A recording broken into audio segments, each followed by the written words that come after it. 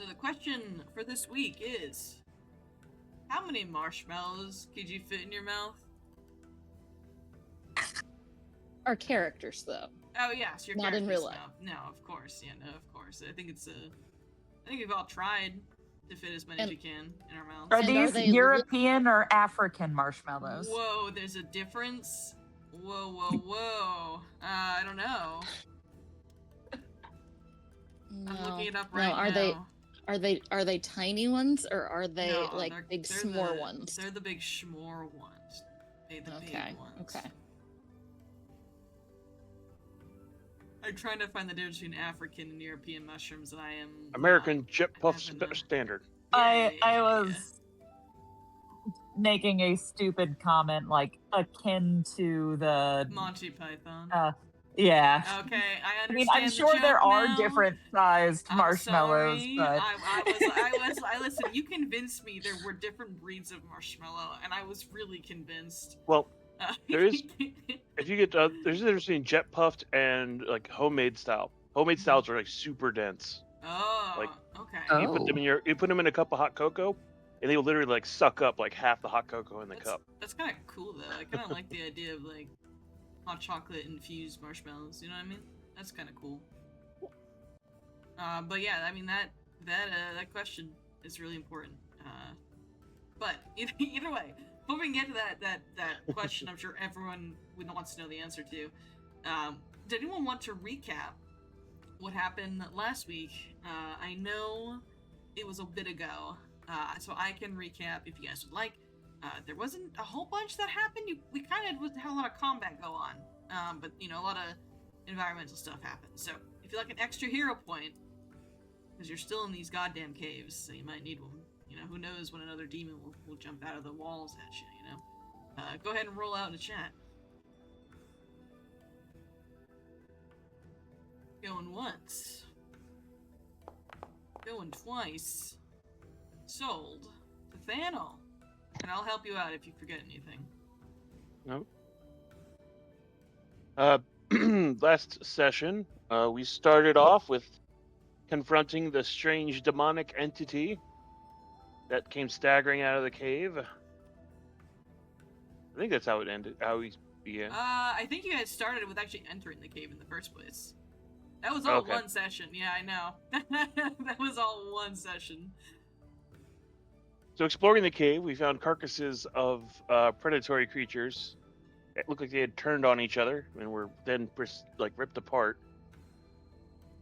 And we explored further to discover it was a demon that fed off of sowing chaos, especially with tamed animals. So we were warned it was a very tough target to go up against, but we felt we could not let this creature stand, especially with the following not far behind. There's no way we could get through, and worse yet, this could lead to killing our mammoths, which we did not want. So we started fighting it. It was not very good. It didn't feel good fighting it to begin with, because it felt like this was a disaster waiting to happen. He hit really hard, and he seized control of Rask, which was sad and made me quite upset. But through his controlling of Rask, we found out that the way to truly hurt this demon was to fail at commanding Rask to do something. So through surviving rounds and healing and lots of failing to give him Rask commands every round, we were able to actually defeat the creature through sheer frustration.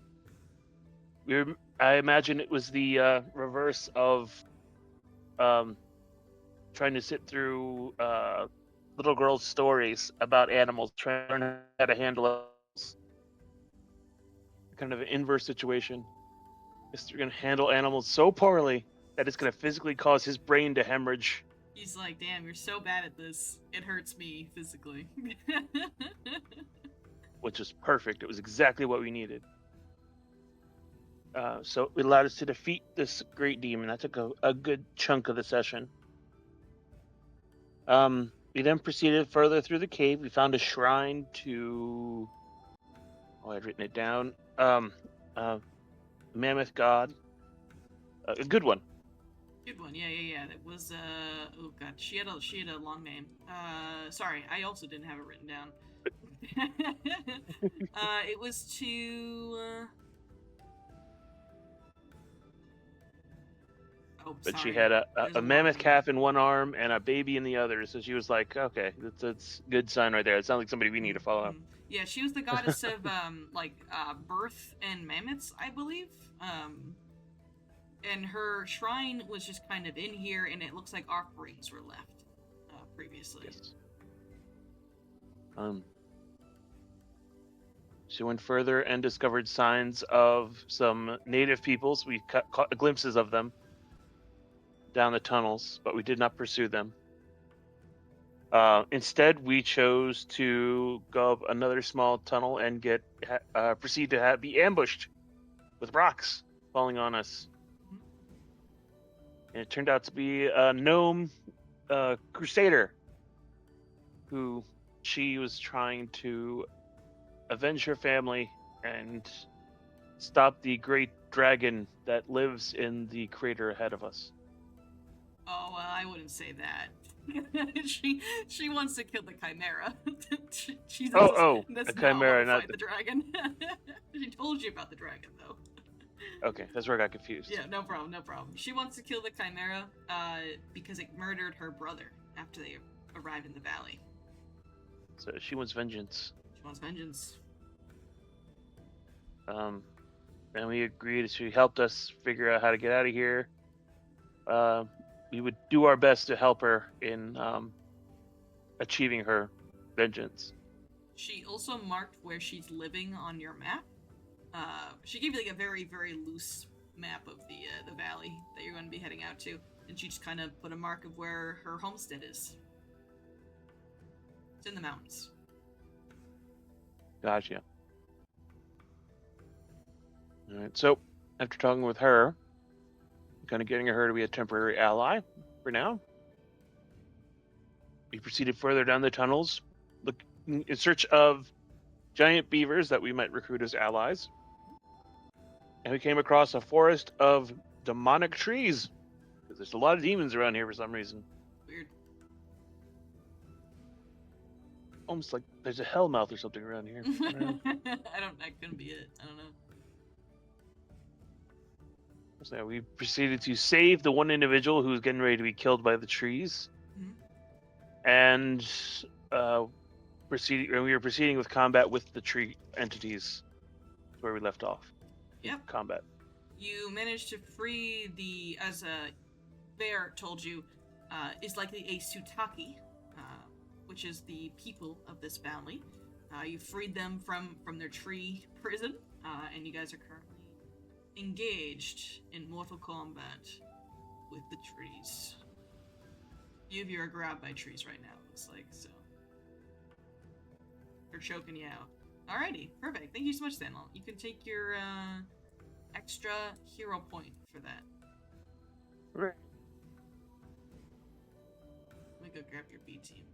They've wandered off. Alright, and the question you're all waiting for, I know I am waiting for it. How many marshmallows could you fit in your mouth?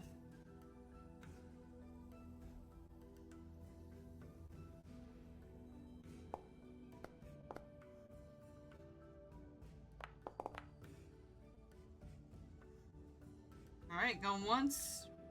Going twice. Jucha, how many of those mellows can you fit up in there? I feel like Chucha could fit like 16 in his mouth. He's got a pretty big mouth. 16 marshmallows? Yeah, and then like they squish, so like I feel like 16. That's a lot of marshmallows, Chucha. I'll trust you though, but I will say when you get back to the Broken Tusk camp, they will be testing your gall and your truthfulness for this. Quick, Yeah. use your I don't know if you're plural. teasing me or if you're serious. Oh, don't you worry. Imic knows ball, and she knows games, so she's got marshmallows. She stole them from Panuaku. Alrighty, perfect. Thank you. And Shuja, is there a fellow PC or NPC you'd like to ask this question to? Shuja will ask Omena. Alright, Amena. So I think Omena would not have had a marshmallow before. So Holy if we shit. make this where someone asks her and she's like, "But what is it?" and maybe we're there with Emek and she produces one, and she would be a little hesitant. It's squishy. It doesn't smell like anything. Goes to take a bite, doesn't really like it, thinks, I don't want to do this. And then if encouraged, if everyone around is like, how many? Chug, chug, chug. She'd try to be game because she's competitive, but she'd get to like 3, and then her eyes would start watering because she really, really doesn't like it, and she'd gag and she'd have to stop. So we'll go with 3. 3 marshmallows. Okay. Does she eat the marshmallows, or does she spit them out?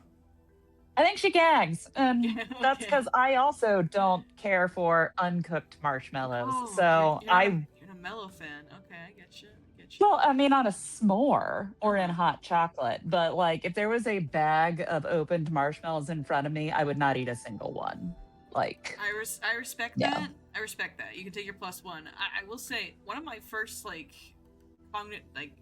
recognitions that I was an adult was going grocery shopping for myself and seeing just a bag of marshmallows, and I looked at them and went, I can just buy these for the money I have. And I did, and I ate marshmallows for like dinner.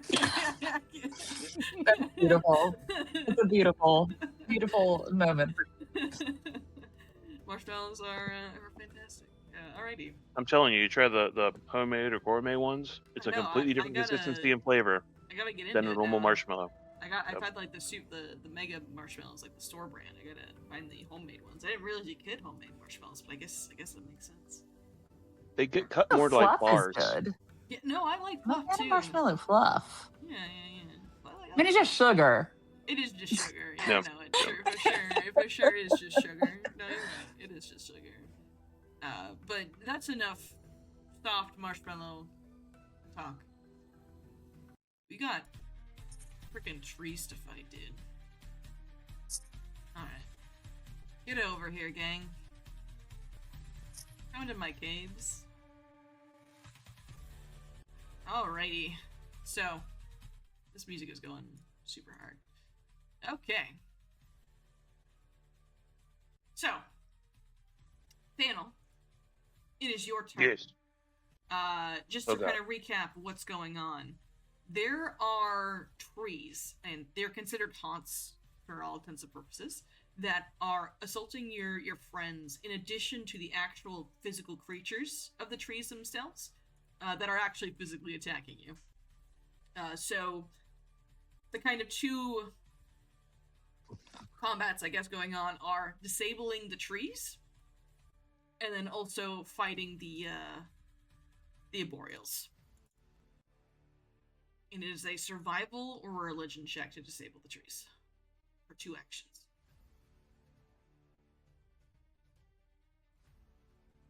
Okay. We will move up to get a little better view. Mhm. And we will target this tree over here. Okay. And do a nature check to try to... Disable it? Can I just point out, I'm not sure if you remember, there was a tree underneath this dude that was attacking me, yes, and there's a tree here. oh my Oh, god, I let's forgot do the that. dog's name. Oh, okay. I'll target that one instead. Sorry. Sure. So it's gonna be a survival check. Okay.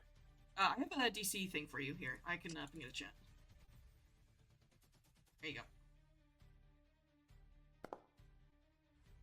Really? We are going to hero point that because I don't need that juju at the beginning. Okay. God damn it. Only off by a little bit, unfortunately, but the tree continues to be a menace.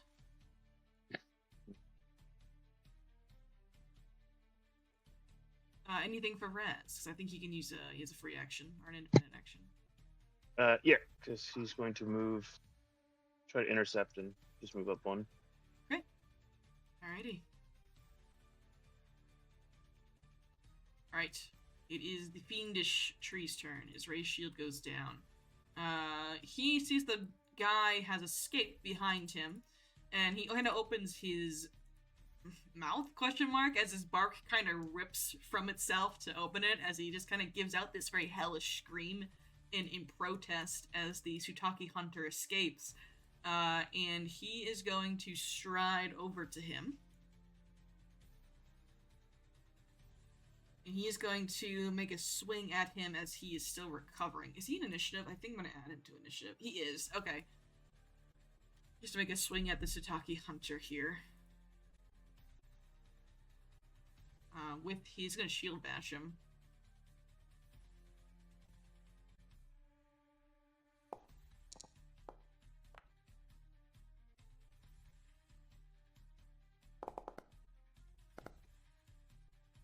Alright, he does a big chunk of damage to the hunter as he kind of takes a step back, and it looks like he's already been hurt by the strangulation of the trees, but he is ready to fight as kind of blood dribbles from his mouth a little bit. He looks like he is ready to defend himself. He's not going to run. And he is going to go ahead and attack him again, I think, with his long spear, or long sword, excuse me, at map here. The miss. Alrighty. Sutaki hunter dodges.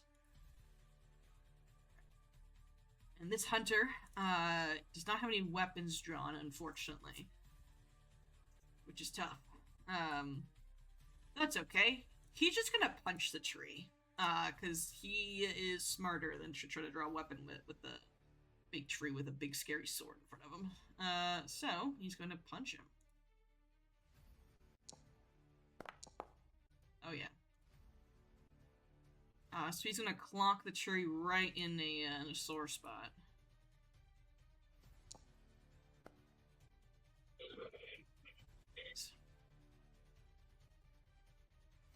And then they're going to try to regroup with you guys.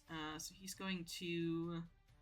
Oh man, he doesn't want to take the second opportunity. He's going to step... Yeah. He's going to step here, and then step here as he tries to get closer to you guys. Omena. All right. First, I'll do a religion check to try and take out the tree that's next to me in Makalu. Okay. There you go. Cast out the fiendish energy. Unfortunately, this tree is eluding you. Unfortunately, it's the demonic forces are very powerful here. That's annoying. Mm. And you remind me, we can attempt it. Was it once per turn? It's a 2-action activity, so Oh, that's right. yeah. So that's why you can only do it once per turn. Got it. But you can still Okay. swing. Yeah, I'll just do a standard battle axe attack against I can target him against this dude right here. Oh man.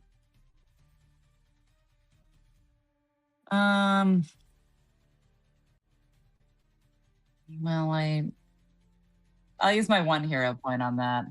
I can't. You have 2 hero points. Oh, well, okay. Then I will use 1 of my 2 hero points then. So let's just try that again.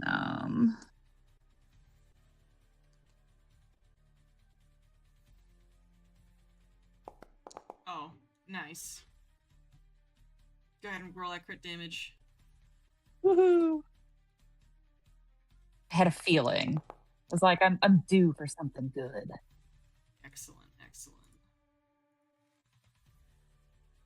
And it takes 21 damage, Omena, as you bring your battle axe into it like a lumberjack. And it does more damage. All right. Well, that will be the end of my turn. Right.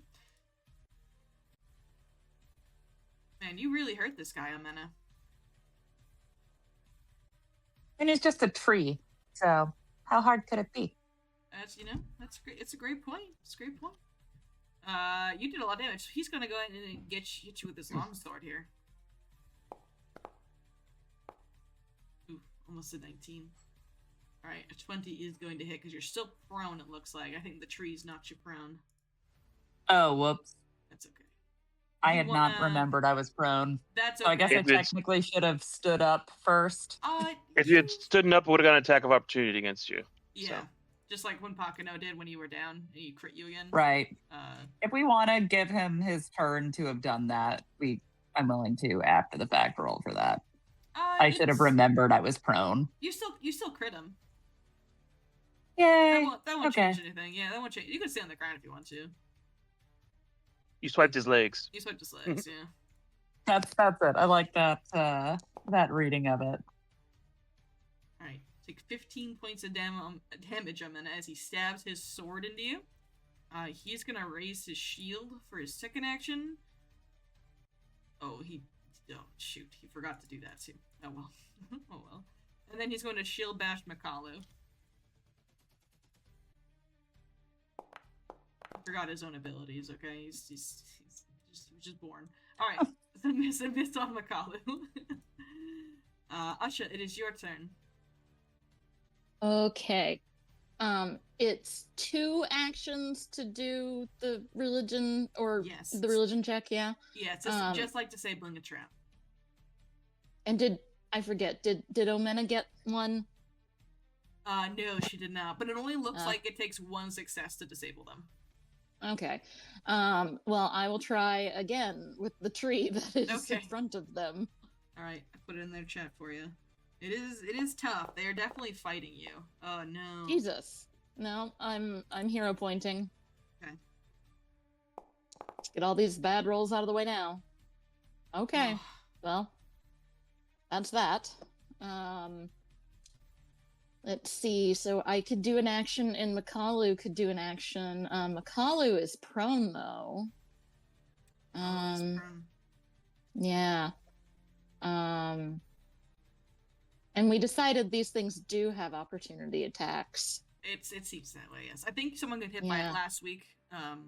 Forget who it was, but you guys are aware.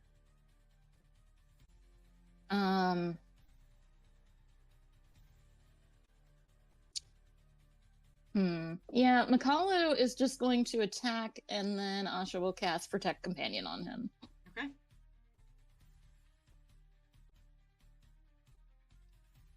When it is clear, we'll resolve this first before I do that. All right. Yeah, roll damage.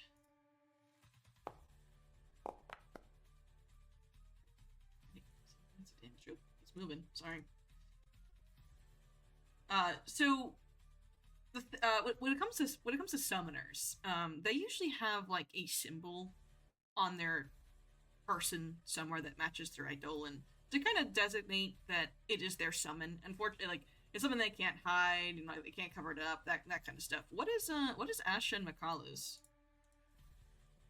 A mountain, I think. Oh, it's like mountain. A nice craggy mountain. Yeah. Oh, do you think it manifests as like a tattoo? You think like on your arm? That'd be cool. Okay, very cool. So like there's like a cool mountain range tattoo on your arm that kind of glows when Makalu is out. And when Makalu attacks, this Sutaki hunter who is trying to make his way towards you guys, he lays eyes on Makalu and then to you, and his breath kind of hitches in his throat a little bit. And you hear him say under his breath, "Oh, Godcaller." I did not. I just protected companion on the dude. Oh, oops. That's it. That's okay. That's all right. Okay. There we go. Anyway, sorry. That was funny. It's okay. You just hear him say, "A Godcaller," and his eyes kind of get wide. And I go, "A what?" And combat continues before he can explain further. Shoot ya.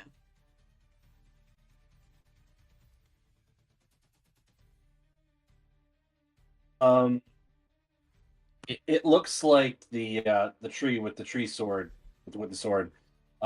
He's not doing so hot. He's So definitely not. I'm gonna aiming over the prone dog at the tall tree dude. I'm gonna throw avalanche. Okay.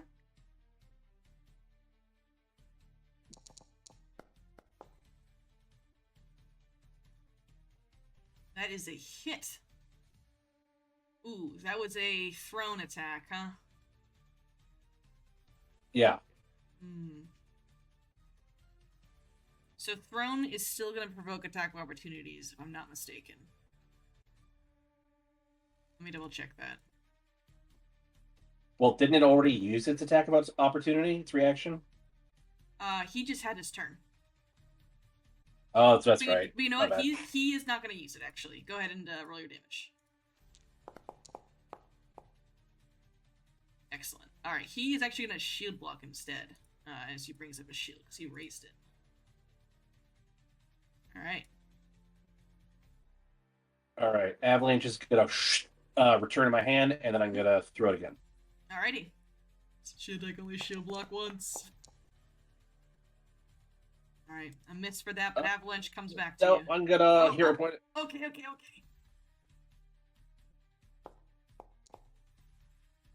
God damn it. Avalanche returns to you. And let's just attack it map to be at hero point. Anyway, moving on.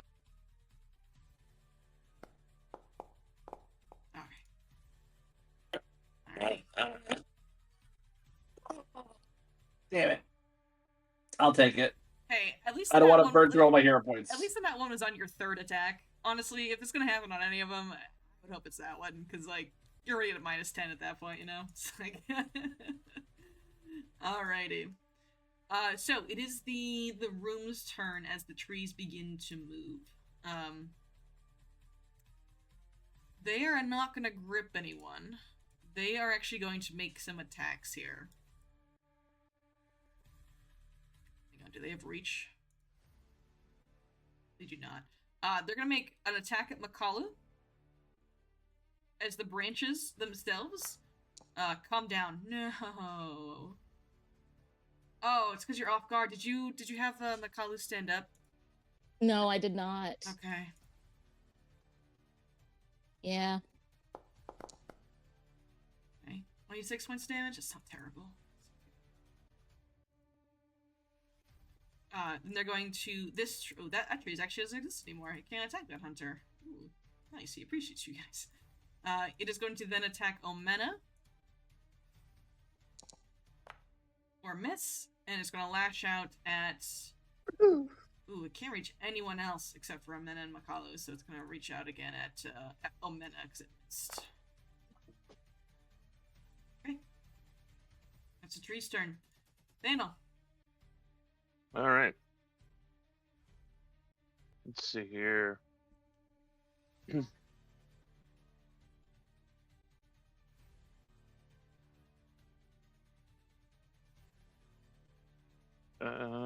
Who is hurt the worst?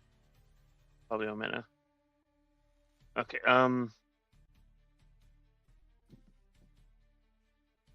target Omena. And cast heal. Nice.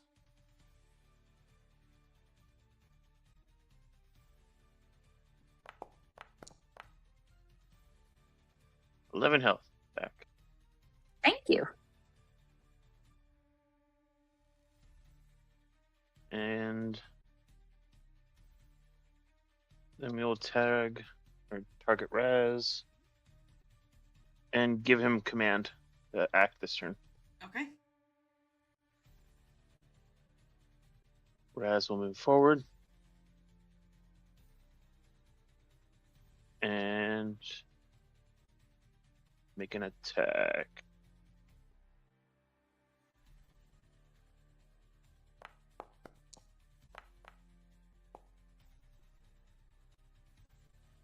You can do it. I believe in you.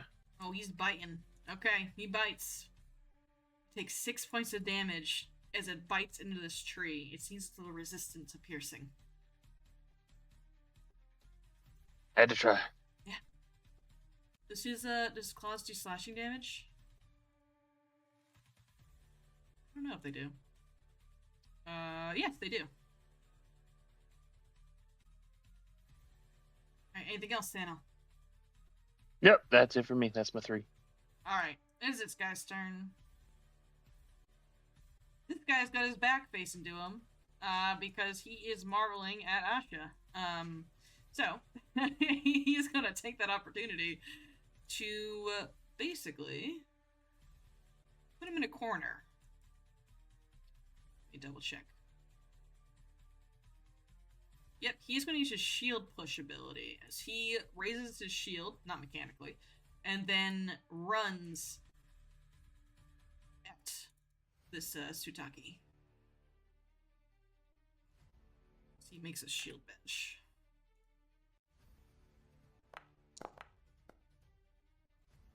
Hit.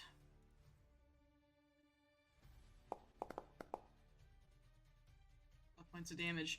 And this guy gets thrown 10 feet over here. And this isn't a shove, so he cannot follow him, as he would like to do. But this guy screams as he is pushed closer to the evil trees and his buddy. He's going to raise a shield.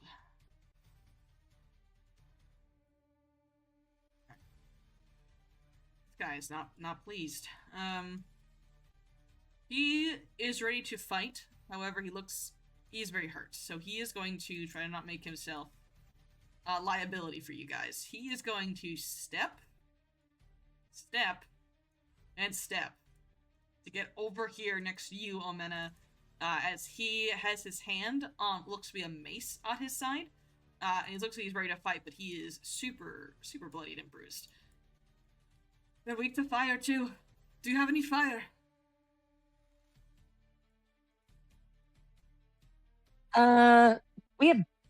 Do any of our bombs cause fire? Occlip raises his hand slowly.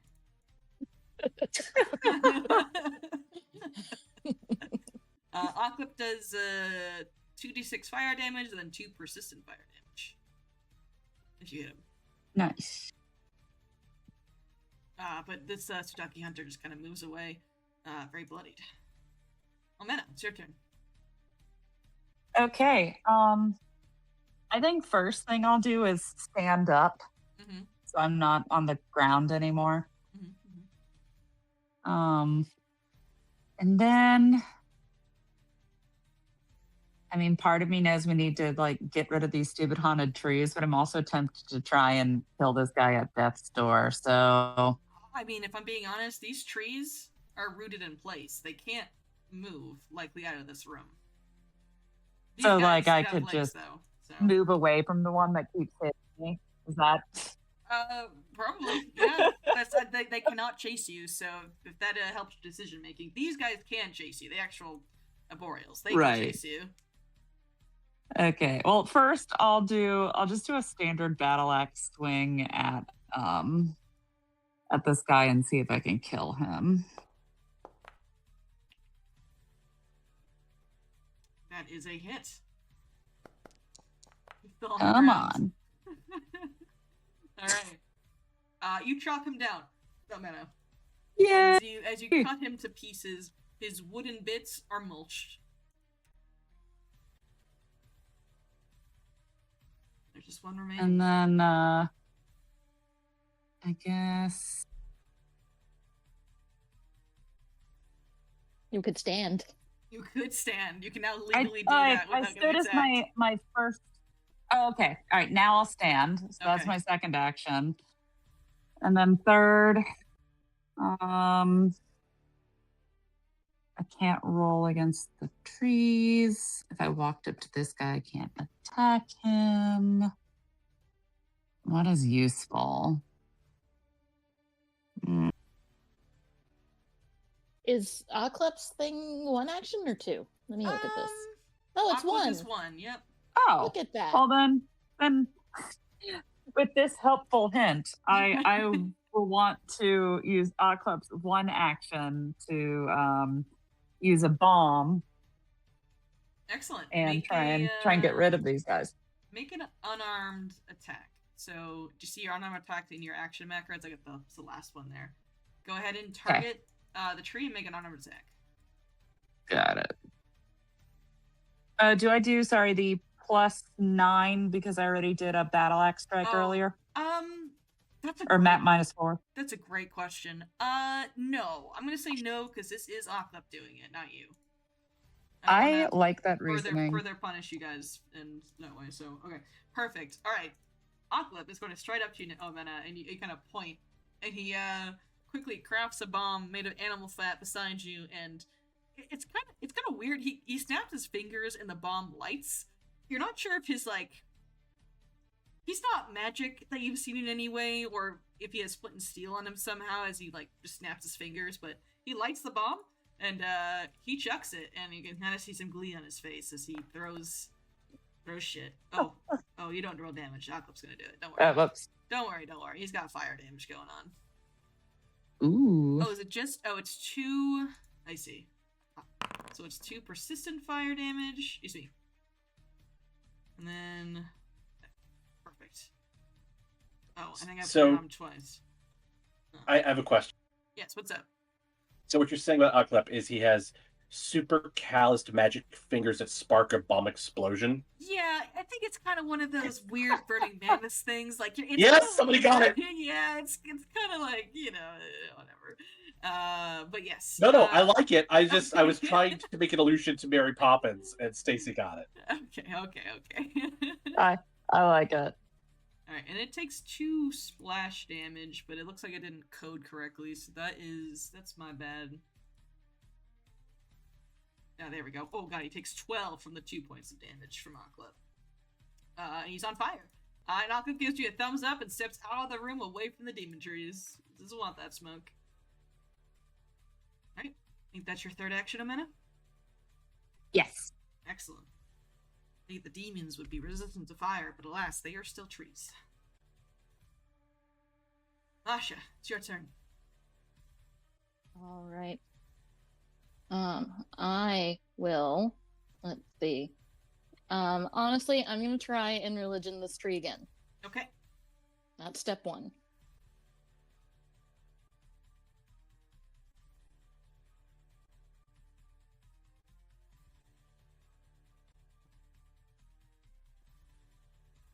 Oh, sorry. Let me post it up for you. Sorry. Forgot to do that. Here you go.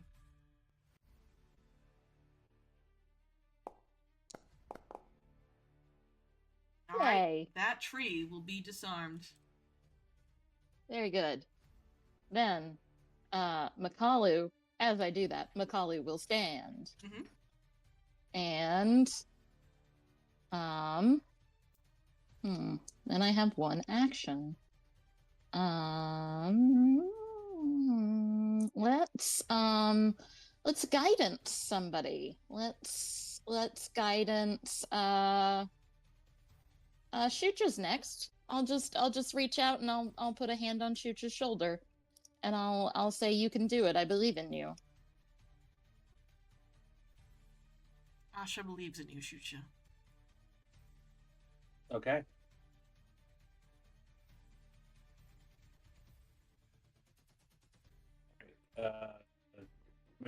Yes. Yep. I'm going to hunt prey on the last of the tree people. Mm-hmm.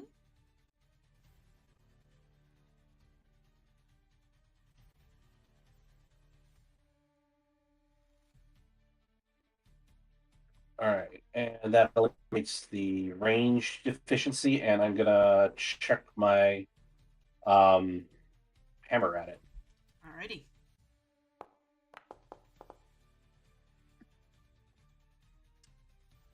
His shield block is going to take the axe. A miss by 2 from his shield. All right, it's gonna zip back to me, and then I'm gonna try. All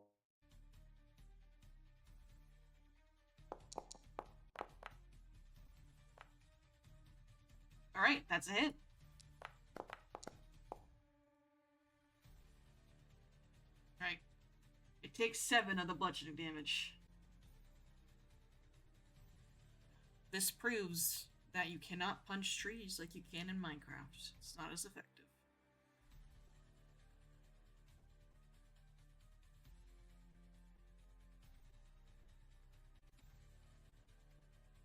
Alrighty. It is the tree's turn. Makalu is still in range of one tree. Let me go see what else they can do over here, because they do have other abilities.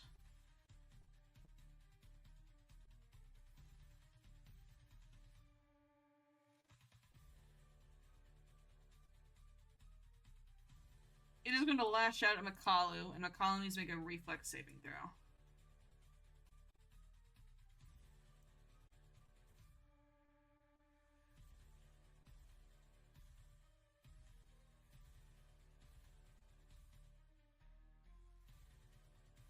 Dang, all these rolls.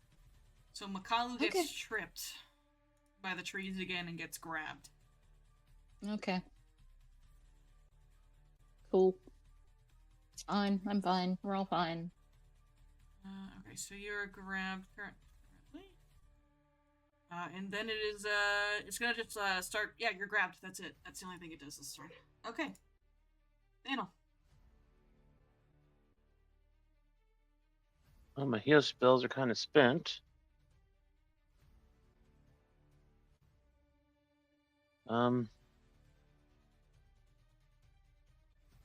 Guess we'll target this tree over here. I think it's the only one in range to give us issues. And I will do the nature check. Okay.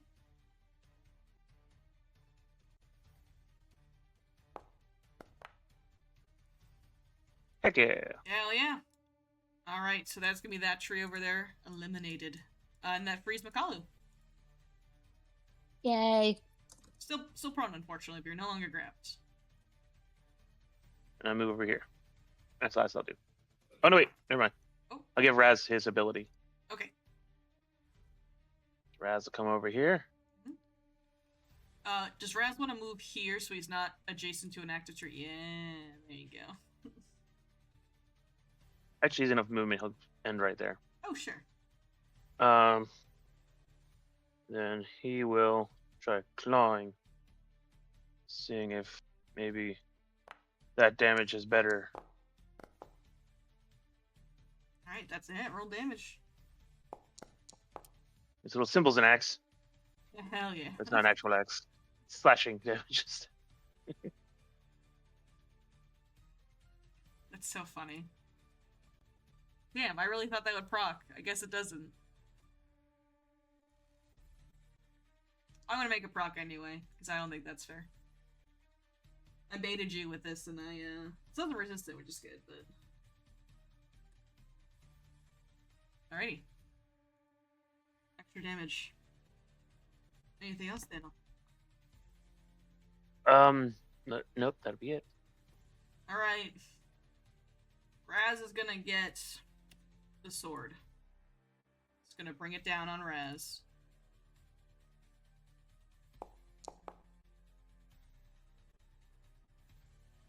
The hit. For 19 points of damage. And he's going to attempt to shield bash Raj and use his shielded push. At the map.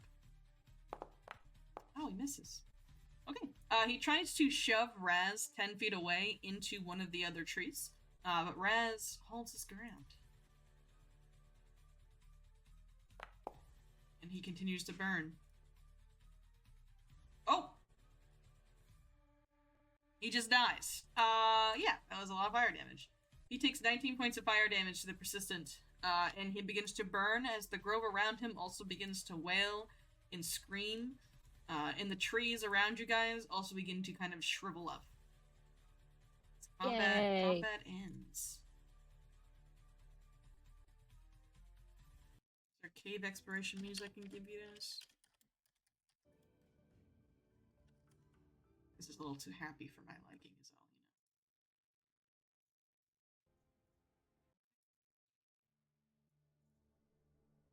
you know. So, when the combat ends, There's a stillness in this grove as the trees all disappear and the demonic trees begin to still and cease to attack you.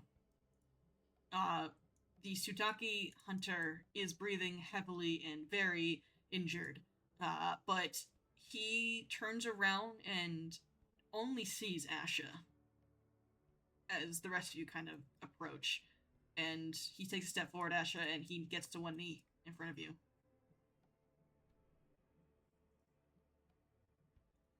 I think Makalu would kind of shove Chucha out of the way and just be like, "Grr." Yeah, okay. He Just lowers muscles his in head. between her and Chucha. He lowers his head. Godcaller, you've returned. I don't know who that is. I don't think I'm that person. But you're hurt though. I can and she casts a second level soothe on him. When you cast divine magic, I guess if it's occult magic, I don't know if he knows the difference. That's technically occult. Yeah. But he casts magic on him, and his eyes again go wide. The power of the gods. Well, I mean, maybe. Which god do you channel? I've never seen a god like this before. And he motions to Makalu. Oh, that's just Makalu. He's my friend. He blinks at Makalu. He's just sort of always been with me. You must be a very powerful Godcaller, then. To befriend such a creature.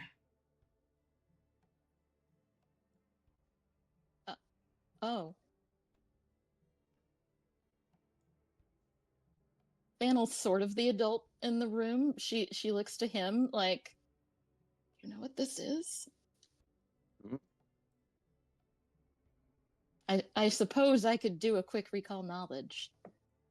Sure. Yeah, this is actually going to be relevant to your past life lore skill.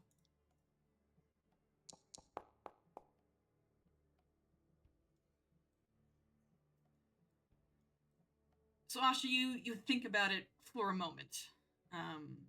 Nothing comes to mind in this life for you regarding what a god caller is.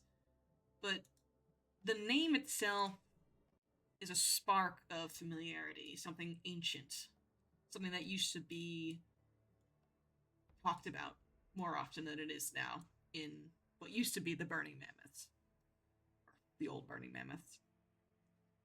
You don't know what it means, essentially, but just it's familiar in some mysterious way.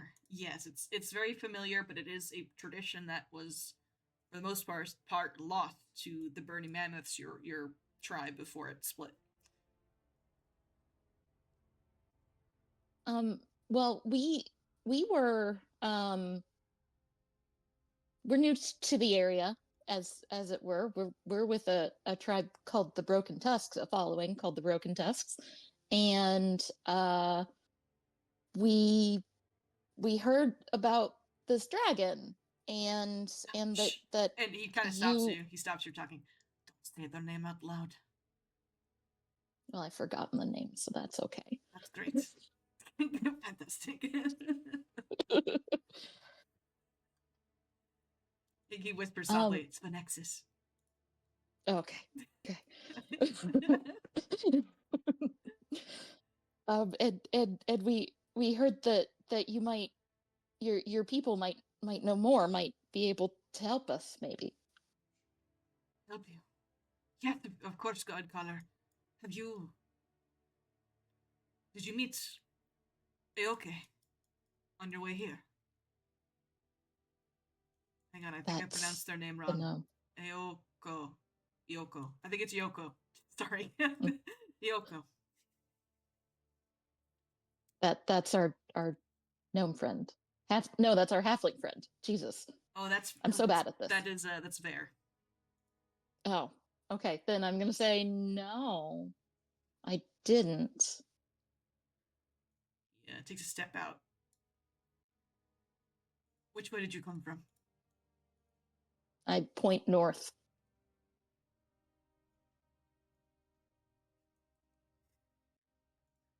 Yoko went deeper into the caves, to our shrines.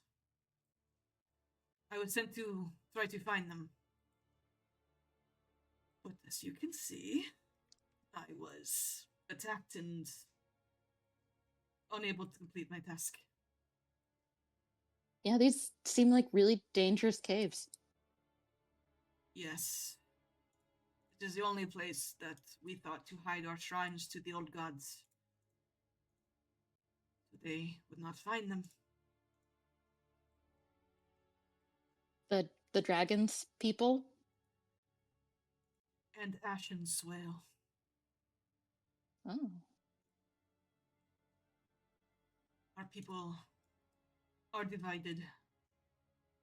But I am not the one to speak of this.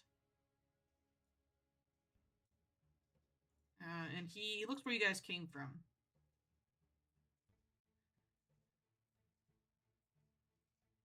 Yoko. Must be this way. And he looks like he's gonna say something else, but he stops himself before he can continue.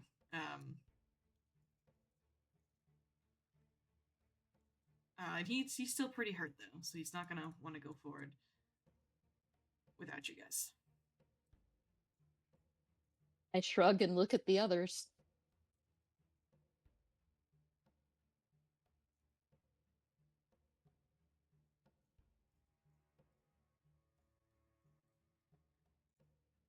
What are your names? Um, Well, I'm Asha. I am Omena. And my friend is Makalu. Mena, Asha, Makalu. Makalu sniffs his butt. Ugh. Sorry, little god. It's kind of weird. I'm Thannel, and this is Raz. He gives you all nods, and he looks to you, Shicha.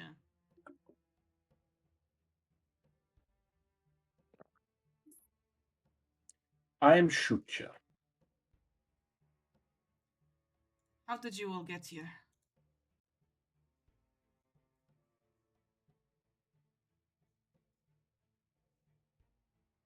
Past that Yeah. way and point roughly towards the direction. Oh, you went further in the caves than we ever dared to venture. There's rumors of a demon that guards the exit. Well, I guess it would be your entrance. He's not there anymore. We took care of that. A way out? He was not nice. There's a way out of the caves? Yeah. In fact, the rest of our following is out there right now. There's also an avalanche behind that rather large following. Oh. So we will have to go deeper to get out. He looks very disheartened when you say that. The way that wood is open is still blocked even further down. Oh, my name is Udiak. I'll put that in chat.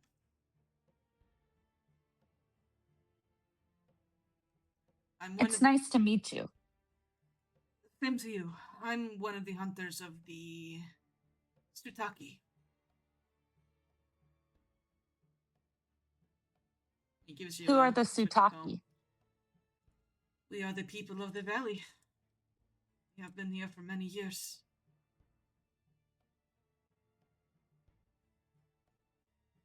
Trying to find a way out. Do you know anything about a frozen flame? He blinks. And recognition crosses his face.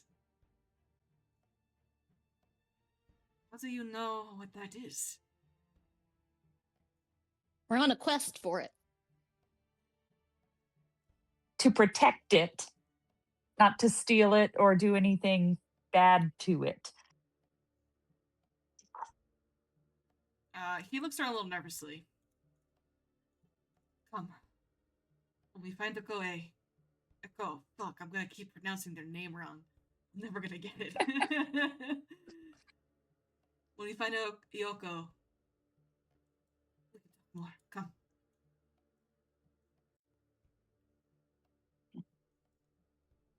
And you guys start to kind of move through the caves. When you get to this section here, it kind of splits off into two going south, and then to the north here, there seems to be a small stream that kind of goes through the cave system here. And you do hear a bit of chanting coming from this section here. Oh, could we rest and get some healing? Because traveling Oh, through here yeah. unhealed would be a bad idea. And Udiak nods. Yes, I will keep watch for you. They pull out their short bow. You guys can heal up. I am here. Oh, Scottrick, I'm sorry. I got my Discord okay. off, so I don't see. Oh, I'm sorry, No, Scottrick. No. I showed up not that long ago. I'm sorry. It does. It wouldn't have made sense for me to show up until now. I'm sorry. I was. Oh man. Rolls. I've barely been here. You're fine. Oh God, Rolls. And I watched the thing, and I was listening to the Twitch stream while I was driving, so I'm completely caught up. You don't have to say anything to me. Okay. Rolls, how are we gonna get you in here? We're gonna have you just walk down? Probably, right? Yeah, just walk right in. Yeah, Rolls, you guess wander in. with the Right. Probably light could show, follow the trail of Omena's blood through There- most of this cave system.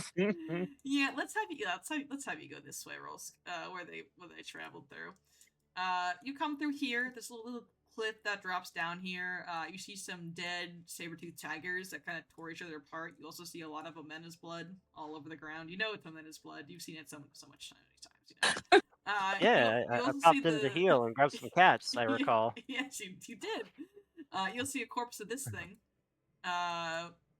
Totally eviscerated. You know, it's looking a little spooky. You come over here. You're gonna keep following the path they took. You actually go down here. There's a shrine to Fandara. You're basically your region's goddess of fertility, motherhood, and stuff like that. She's got like a baby mammoth in her arm, and an actual baby. You're gonna go up here, and you're gonna go up here. We're speed running it, Rolski. Ready?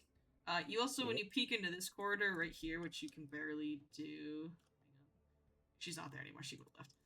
You see a big like blood splatter, as if there's an Amena-shaped imprint on the ground right here. You don't know what happened there, but you feel like rocks maybe fell on someone. Yeah. You're gonna come over here. You spend a lot of time looking through this little passageway, only to find out you can go around it. You can see your friends. Look, demon trees. Man, I would have been great. I'm a holy and I have fire. Yep. Hey team, took care of those cats. Good job. Thank you. No problem. But Ross, he can rejoin them. You do get a bow pointed at you from Udiak, but you know the party says no. He's cool. He puts his bow down. Yeah, here. Here's 800 D4s of healing. Okay, you guys gonna heal full. You guys gonna heal full. Take your healing. Take your healing. All right. Okay. The animus is here. Udiak watches that in amazement. By the way. Yeah, it's just golden sunlight floating off. It's just healing, and then like the ground, produces. You see the whole solar pattern. Plants and stuff. Oh, bit of healing. That is incredible. Oh, it's okay. Alright. When you guys are fully healed, doesn't even take 10 minutes, honestly, because Rose can just do that. Would you like to go towards the small river that has some of the humming behind it, or did you want to go to the south? I know this is a little hard to realize what this is, and I don't know who can see it down here, but this path goes underneath a bridge. There's like a stone bridge above it, and there's also a walkway over here, like a staircase upwards that you can assume that's how you get to the bridge. So, like, cross over it.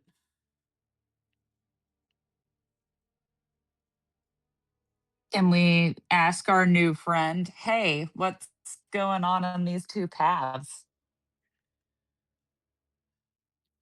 We do not travel anywhere but the stream. It's too dangerous. I do not know what is up from there, but there are occasionally some very angry beavers that we run into. I'm worried that the Yoko has. They look down really, really sad again.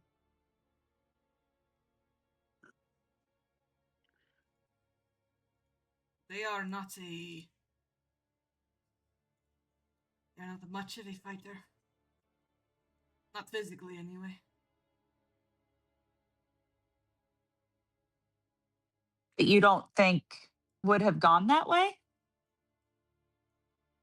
It's possible. I did not see a reason Mayoko would have strayed from the path. Unless they ran into something. Chase them further into the caves, but we can go check up there. Can Shaggy ask the rocks if they saw Yoko come by? Yes, I can absolutely ask the rocks. Okay, we're going to listen to the rocks. Oh, there were two people, two humans that came by. They went up that way. One of the humans was very, very, very tiny. Besides that, they put a pebble, they say. A pebble. You see Udaki get a little nervous when Shaggy says that. What's a pebble-sized person? It is a baby. Oh. Who's gone missing? Yoko took Dinny, their child. Is Yoko not a good person? No, that's their baby. Yeah, Yoko is the parent of the child. no. I mean, I will be honest. They took the child into this cave. I don't. I mean, it still doesn't really Baby! seem like a responsible parenting decision. Yeah. We come here. Being to a parent bring- does not automatically make you a good one. We come here to bring Dinny to the shrines of our old gods. Yoko sees visions of the future. And they have seen Dinny, their child, becoming a Godcaller. Like yourself. Well, then they're fine, right? He frowns. I mean, because that's the future. We can't die now. I don't know if that's how it works. I hope Yeah. so, though. I mean, ever since the death of Eridan, prophecy's gotten real bad. But I hope so. I mean, I don't know. But he starts moving towards this way. The shrines are here. Unless you'd like to explore the cave more, but I'm kind of worried about Yoko, so.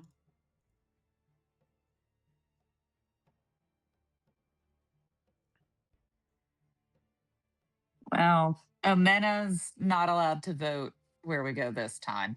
So. Or I guess she's not allowed to go first, at least. Asha, you see a shallow pool to your right.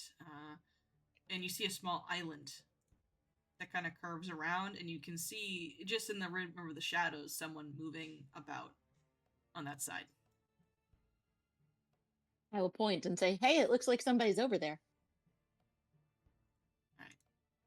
Udaki's going to grab their bow and kind of wade into the shallow pool. And you hear them start speaking a different language, and they walk over to the small island. And Asha, you're the first one to see it.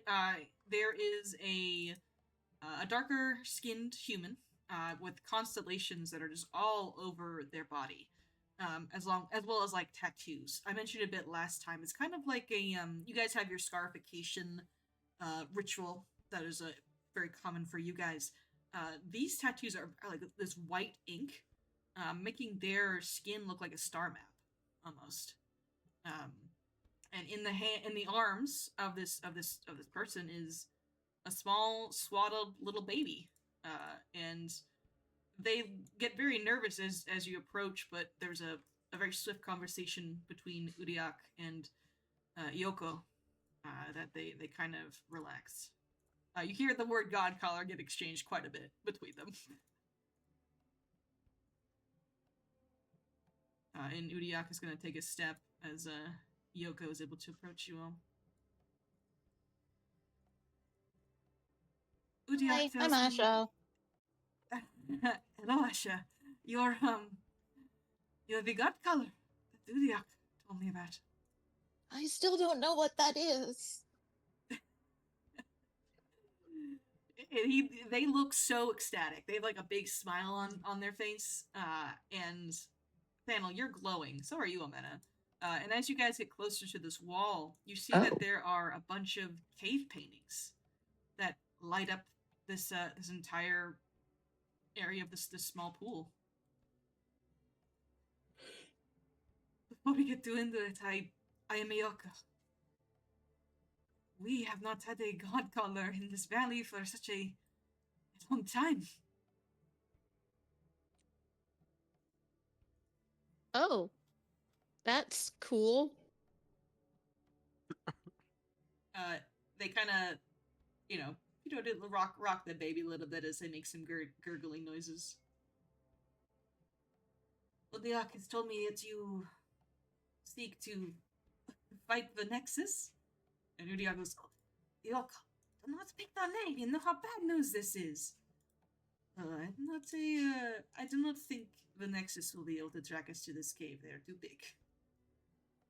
I mean, I don't know that we want to. It's just that I think we'll probably have to. So, Well, if what Uriak has told me is right, you're looking for the frozen flame.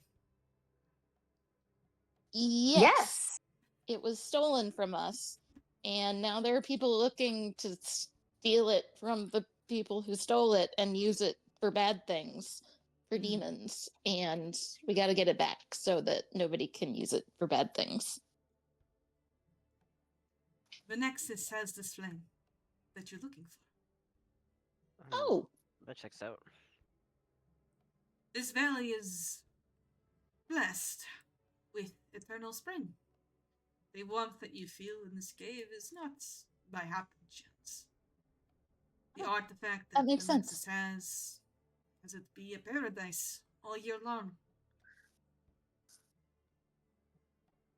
Yeah, that's what they said it. Our ancestors said it did.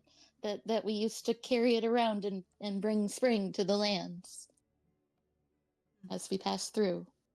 But I don't think it's supposed to be used like this, or it's just always spring. That's probably not good, right, Thaniel? Yeah, it's not good for the ecosystem. There should be a cycle.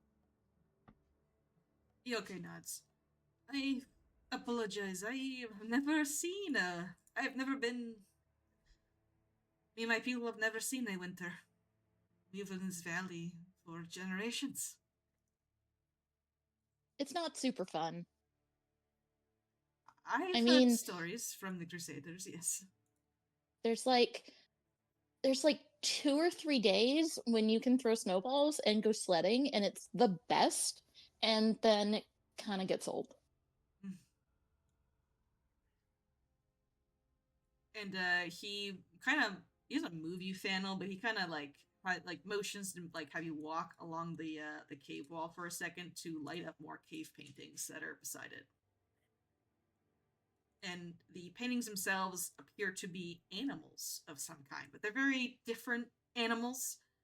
One of them is like a vulture bear hybrid, a mammoth that's like shooting fire from its tusks, like a moose with like flowered antlers, a woolly white rhino with horns that are like cresting all the way to its back, a 12-legged giant ferret, an elk with a torso and a head of a great owl, and there is one more creature on there, on the cave painting, that looks much different than the others, in the sense of it looks demonic and upsetting, to say the least. Evil. It looks super evil, and it has it's like a boar with tusks that are kind of like basically spikes that are coming off from all over it, and there is some tracks of art for it. Can I find it in the book? Probably not, because nothing is broken. Everything's broken. That's okay. I will. Are these look at it too. creatures that live in the valley? Oh no. These are our old gods. My people used to be able to channel these spirits, the gods. But and they get a frown on their face. There has not been a Godcaller in the valley for longer than I've been alive, longer than my parents have been alive. They are persecuted by Ashen Swale. If the Nexus lets it happen.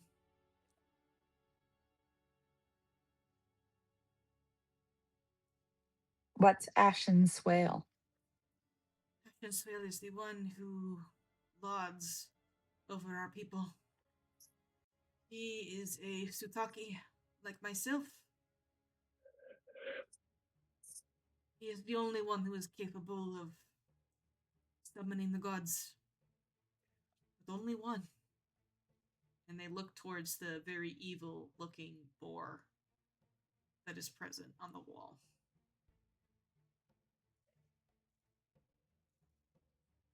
Hmm.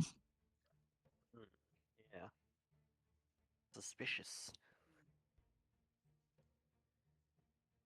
This is Idovik,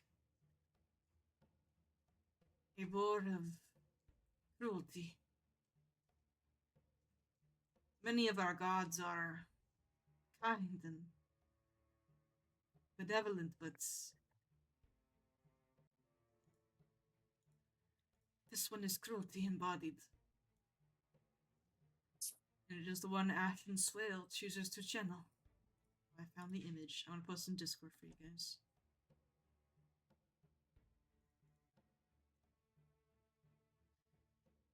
Next to the boar, there is a humanoid figure.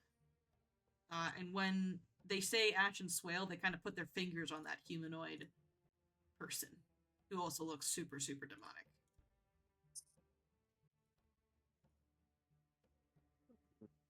Okay, a demon summoner and a dragon. All right.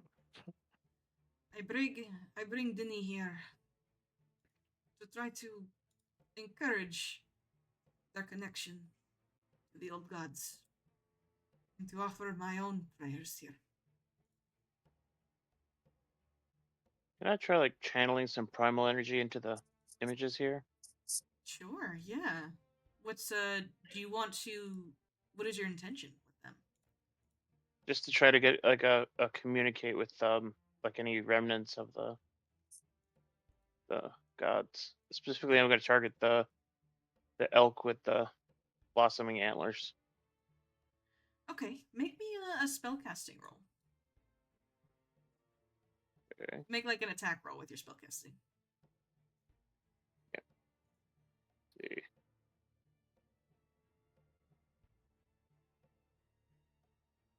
And you're targeting the moose with the flowered antlers, right?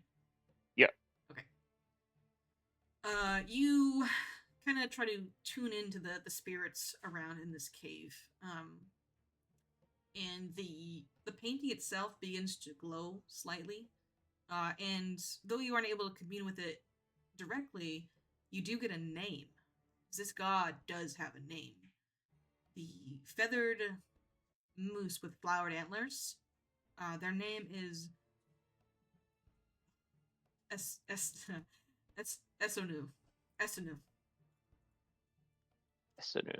See, I read all these names and it's fine, and then I try to say them for the first time. It's like, oh, how does that work? It's like when you read a fantasy book and but you're reading it, you're not listening to it, you're reading Yep, it, and you see a weird name and you just skip over it every time. You just like and register it's just it. like that Yeah. person says. But you can tell that this god's name is Esonu. I'm guessing that the ES like that probably makes more of like a Z sound almost. You think so? Zonu. Zono? That makes sense. I believe you. Can I do I'm versed in demon lore, and Mhm. several of these were described as looking demonic. Can I see if I recognize anything?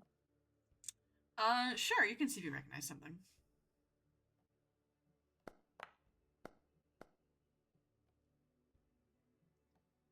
Looking at this, you realize, Amena, that these drawings themselves, these aren't drawings of demonic creatures. These are drawings of people who have beef towards whatever creatures that these are, and just kind of gave them evil features to make them look more demonic than they actually are.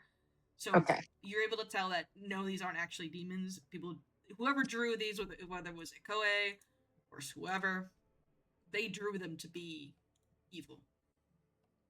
Got it. Okay. You okay? Okay.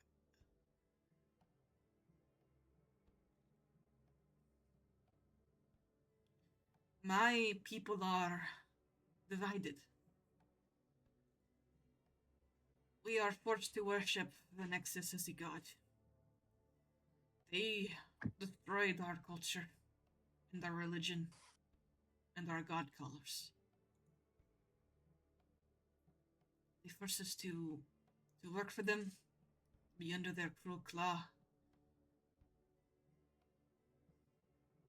And Ashen Swale is their minion.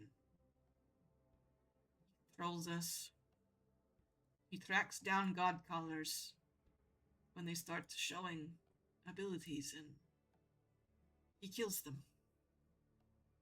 And they kind of like hold Denny, the baby, to their chest.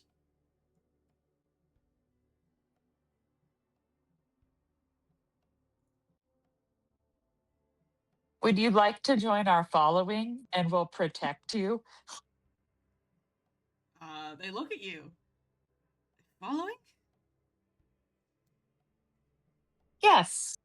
We are traveling in a group, communing with nature, collecting all of the creatures and all of the people to join us.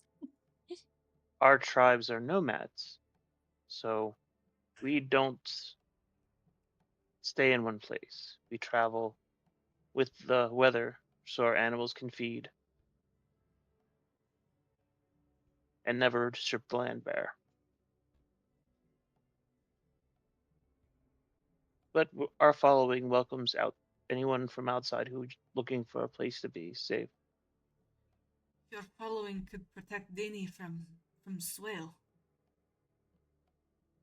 If Swale finds her, he will kill her.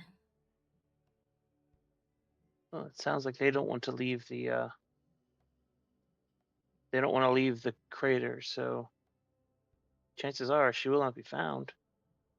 Or they will not be found. What was your said the baby was a boy or a girl? Denny is a girl. The baby's a girl. Me. Aoko themselves is non-binary. Gotcha. And Asha can teach her how to sing songs. We have several mystics and shamans amongst our people. It would be wise for Denny to be around another Godcaller. It is smart. I'm going to take a piece of hide, I guess, that I happen to have, like a scrap piece, and like draw quickly a rendition of Zonu on, and give that to her. Say, and point to the. So this is. The wall spoke to me that this one is known as Sonu. Maybe that can be what your child can learn. It is one of your gods. The baby kind of takes it and they do like baby babbling. They kind of look at you with a big smile, Thanel. Oh, You deserve to keep part of your heritage, even if they try to steal it from you. You can see Yoko start to get really, really emotional, Thanel, and they're really trying to keep it under control. Like they're really trying. Why must they flee? Why because the can't dragon's gonna eat the baby, or send the boar to eat the baby. As I long understand as that, but if we take out the dragon's agent, if we give the dragon Oh, I see what something you're saying. else Sorry. to look at, Oh, we can definitely do that. I just meant for now. I mean, we plan on bringing our following through once it's safe anyway. There's always safety in numbers versus just this small group in a dangerous cave. They can at least seek temporary shelter with our people until we can make it safer for them to come back. Udiak and I, as well as our 2 guards, we have been away from our home for many weeks now. My people are tired, so it's difficult for them to trust or to fight. But the few of us were willing. Several weeks ago, one of the leaders of our split-off faction was captured. It was Dini's mother, Nukiak. She was outspoken. She got in over her head, said something stupid, and well, took her. I don't know if she's alive. I don't know. I don't think she is alive.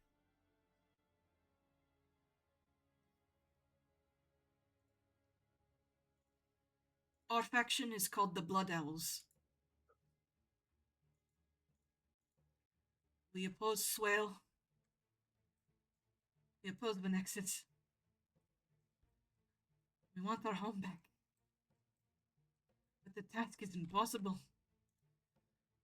We have tried to reach out for help from the Crusaders. They don't care.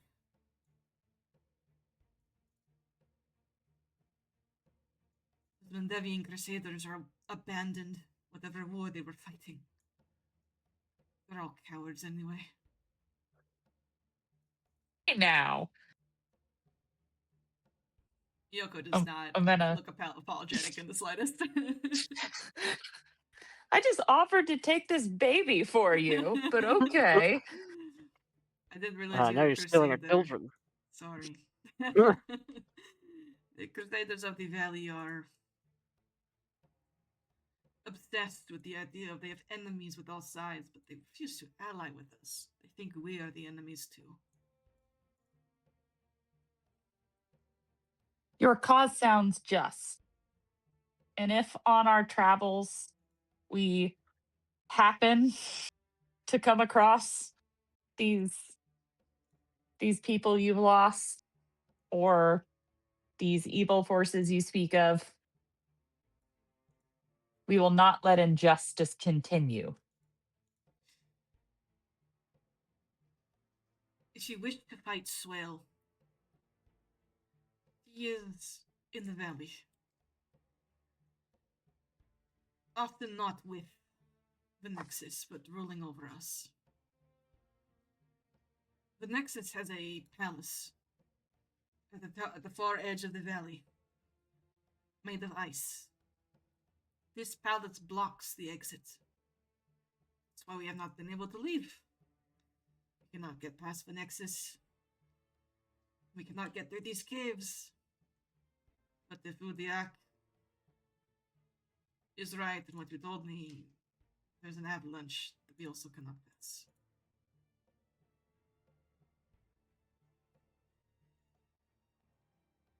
You seek to topple Ashen Swale. The Blood Owls will help you. Excellent. Then we are allies. They are going to reach into one of their many garments, and they pull out a necklace. It is like on a rope, and looks like a small tree with like a small wood token on the edge. Looks like it was cut down from a tree. And they hand it over to you. If you find any other blood owls, if you show them this, they will know that you are with us. I'll post a picture in the Discord again. Do you have like a camp or something nearby? Unfortunately, not really. We've been on the run for a few weeks. And I guess somewhere where the Nexus will not find us. But if your following is safe, then perhaps we can be there. Sure. Yes. If you're a peaceable group and kind to our mammoths, we will always welcome additional followers. There may be more Stutaki out in the valley. Not all of them are blood owls, though. But they are still my people. So I'd appreciate if you didn't hurt them. Chucha won't let us hurt anyone who doesn't deserve it. Shoot ya. Mena and Asha elbows her. She's like, we don't want to hurt anyone who doesn't deserve it. Oh, well, that's true. Just we have different definitions of deserve it sometimes. No, we do not harm people who do not wish ill upon others or the land.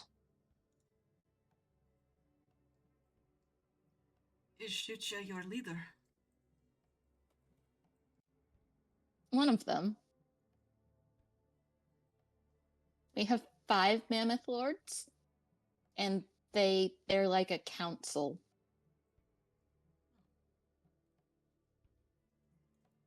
I thank you for being so kind and offering to shelter us.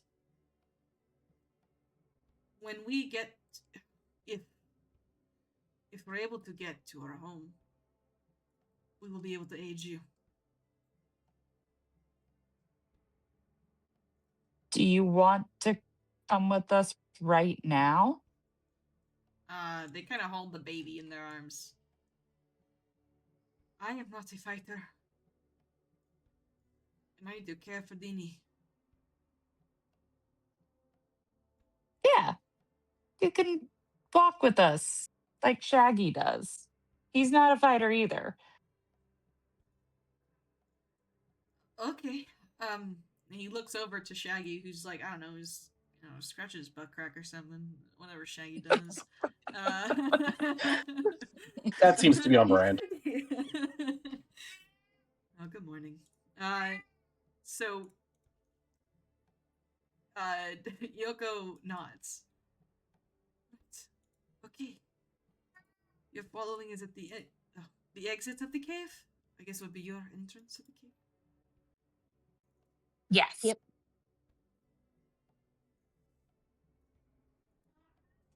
And you don't have to worry that nasty demon is no longer there. Thank you. Do you have any questions for me about the valley? You're not there yet. You have a bit of a cave to go through first, but do you have any questions about it? What kind of creatures are out there? There is an extensive wildlife out there. We have dinosaurs that roam the plains and elk for miles. We even have our own herd of mammoths that roam around. I do not What know. kind of terrain is it? Oh, mostly plains and forests. It is surrounded by mountains, though. Those are cold. Some of them are pretty warm, though.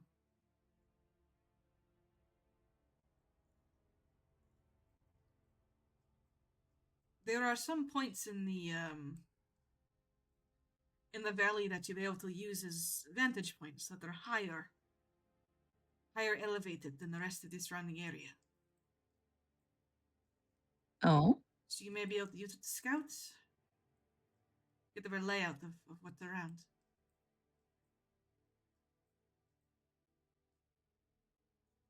Is there any kind of specific area we should go to first, you think?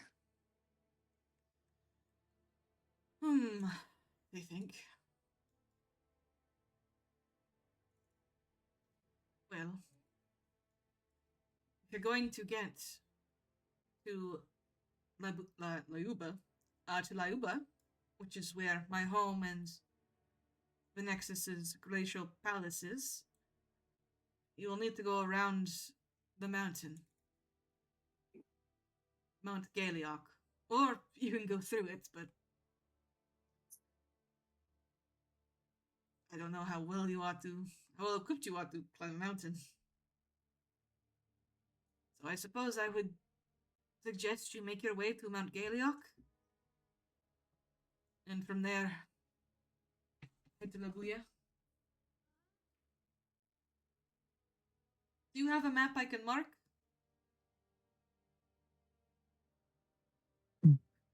Do we?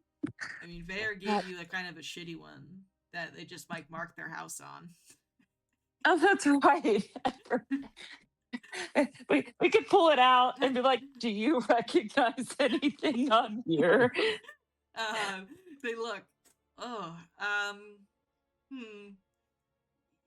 Yes. They point out. Hang on. Let's do this. I'll bring you guys over to a map, and it'll just make about as much sense as Vare's rambling will for that. And let me put Vare's house on here. One second. Let me put it on. Next, Vare's house.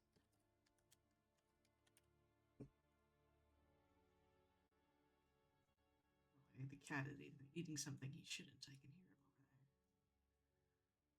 there. Alright, come over here. Alrighty. Oh yeah, this is the Hexploration game. I will say, I like this Hexploration map way better than the other one. It's also much smaller. So, Vare's house is right over here, and she's marked on the map. And I don't have any visuals. No, like it's completely dark. That would be why. One second. Let me turn on. Oh, it's because token vision's on. There we go. Can you see now? All right. See Yes. a picture. Perfect. See a Miri. Yes, that's the overlay of this one we're using. But they will mark a map, a mountain on here for you. I'll reveal this hex here. That is kind of in the middle of the valley.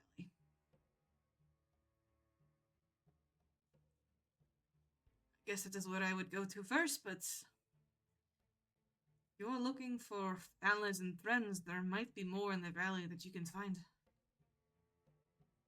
Just because taking a city, fighting a dragon, fighting a necromancer that Ashen Swale isn't going to be easy by yourselves.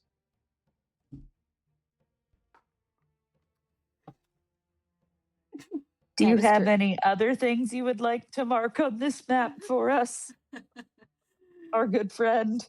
I don't think so. Stop it. Cat is trying to mark things on the map for you guys. Or just like some general areas, like, oh, that place is bad, or that place looks good. Okay. It was like a mean elf man picture or something like that.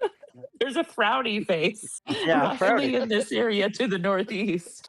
Wait, there's a frowny face? What?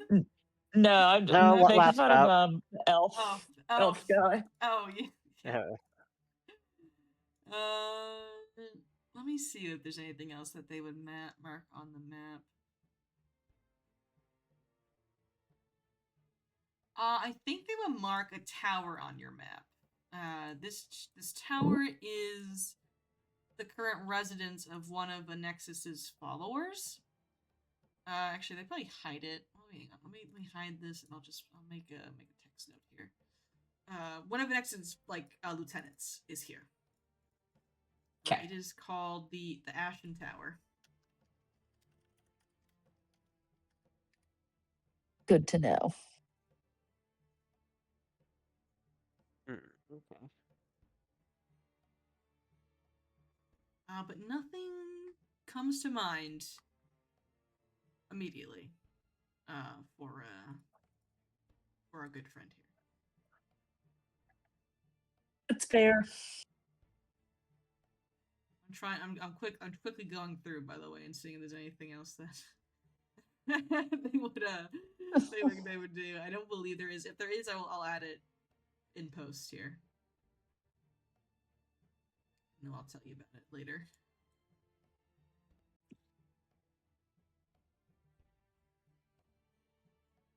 Okay. Well, this is helpful. We know where to go now. Oh, I'll label the mountain here for you too. I broke my foundry. Mount Gaylock. It's for the gays. Yes. Okay. Pride parade. I mean, always is it fun though? when It's done. gay lock. I mean, they're locking out the gays. That's why we have to go there to break down the Oh, doors. the mountain is homophobic. That makes sense. Okay. Mount Gaylock. Mount Gaylock would also give you guys a good view of the area too, which is pretty good. Alrighty. So let's go back to the caves.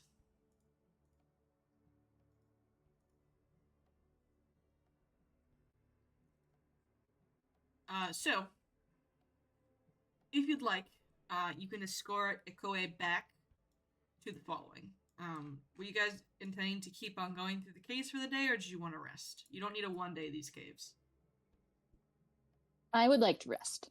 Okay. Yeah, resting's good. Alrighty. So that being said, you will escort Ikoe and Udiak back to the Broken Tusks. They do recruit, as you guys are leaving, two of the guards that were sent with them are waiting at the cave entrance for them. I think you guys saw them briefly when you guys were coming out. They were just hanging out a little nervously. So there are currently 4 new, I guess 5 if you count the baby, 5 new members to the following, which is Ikoe, Udiak, and then 2 Sutaki hunters that are with you. You've learned a little bit about the valley, that it is basically ruled by the Nexus as a god. And Venexus has kind of wiped out a lot of the religion associated with the Sutaki and erased a lot of their history and their culture. And then Ashen Swale is a Sutaki necromancer that is assisting the Nexus as another lieutenant and rules over the Sutaki village. Also hunts down Godcallers. He is the only Godcaller in the Sutakis right now. So he murders all the babies who end up being Godcallers.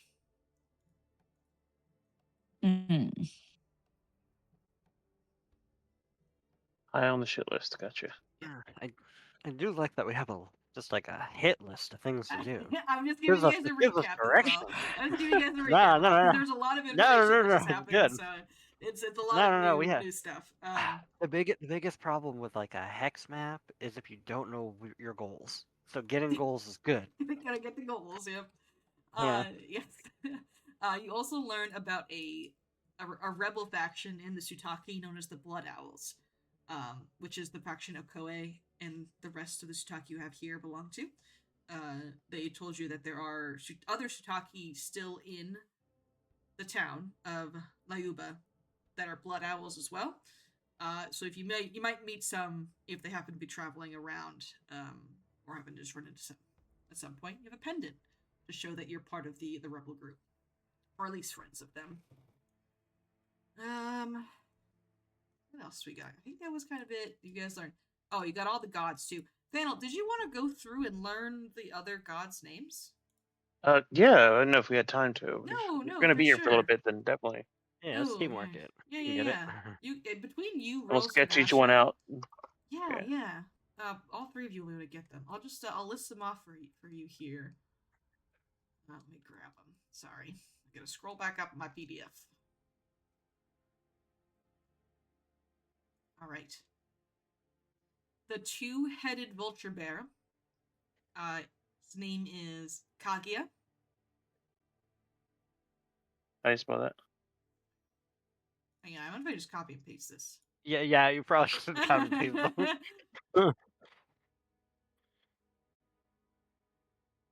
Okay, this isn't necessarily spoilers, but that's fine. It's just a little more information, I think, that you would get normally, but that is okay. You get more context is what this is. Oh, hang on. 1 second. Don't look at it. I just doxed Darby. Don't tell him. Okay, 1 sec. Oh.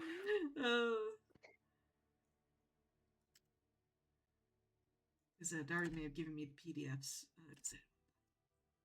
I mean, you guys are co-GMs. Yeah, he's definitely a co-GM for this game. Yeah, no, for sure.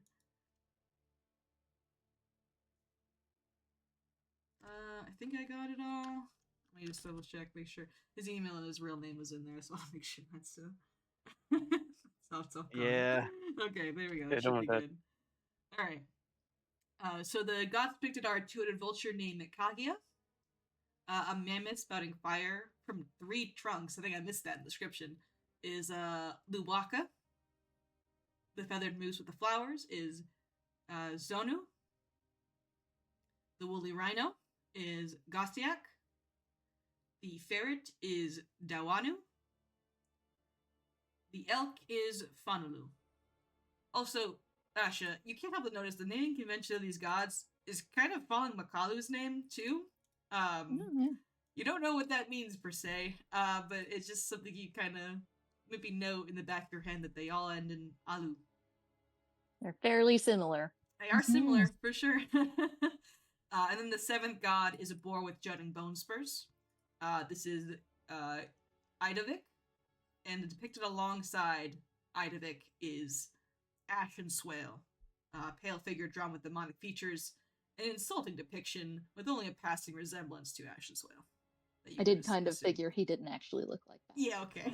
I don't think he actually looks like that. Someone, Omena didn't, so it's good to know. Yeah. Someone doesn't like him. Fleur made these. Does not like him. Maybe it's because he murders babies. That might be it. Yeah, it's usually a bad thing. It's usually a bad thing. I know it may be a controversial thing to say nowadays, but it is usually bad to kill babies. It is usually bad. It is usually bad. No, for sure. All right, so I'm gonna put you all back in the clown car. Get in the clown car, everyone. Yup. All right. We are gonna move to the front of the cave now. Still in the valley.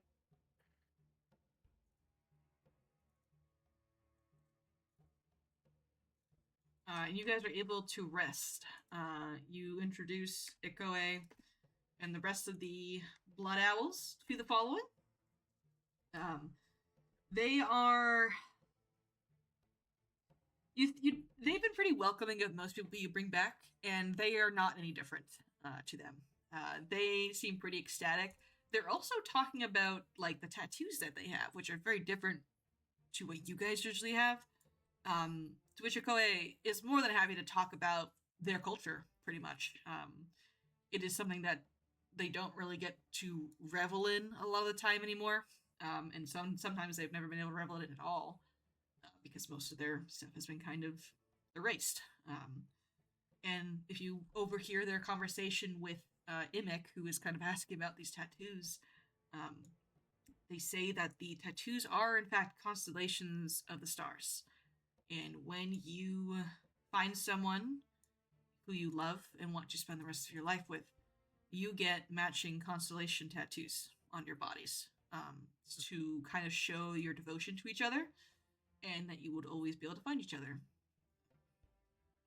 Just kind of something cute they do. And Yoko has the constellation pretty much all over their body.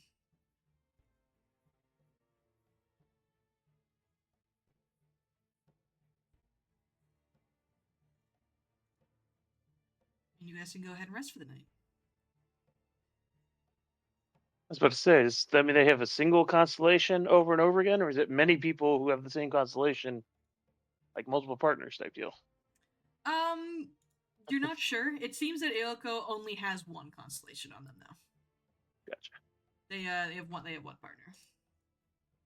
So polyamory, it seems, is cool and down for those shocky people.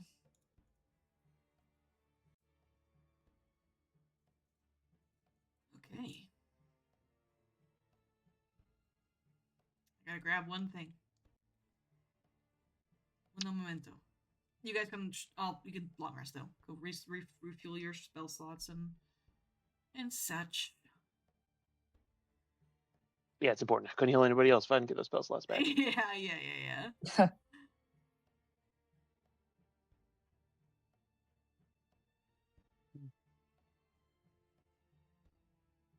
gotta find. Okay. And I control F something real quick. There it is.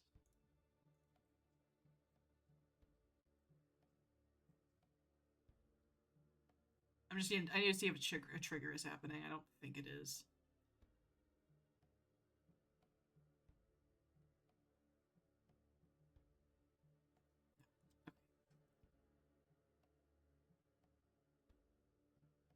So, nothing assails you in the night. Between the cave in front of you, that is well guarded at this point by a rotating shift, and the avalanche behind you, which nothing can get through, you guys are pretty safe. It is chilly out here, though, comparatively to the cave. It is not a great environment to stay in for very long, but hopefully you will be able to make your way through these caves and find somewhere where this following can camp out, at least. You do recall Bear saying that, if you help her kill the Chimera, maybe you guys can bunk up with her, the following can. She'd be willing to join the following after the Chimera was taken care of. But for now, it's a little cold in this mountain pass. But in the morning, you can do your daily preparations. Dinny, the baby, and Ikoe are there to kind of see you guys off into the cave. Dinny, being a small little potato, can only really wave a hand at you guys. And she kind of looks, she's very attached to you, Thana. Like, she kind of wants to, tug on your beard and stuff. And she kind of baby babbles at you. But she's taking a liking to you.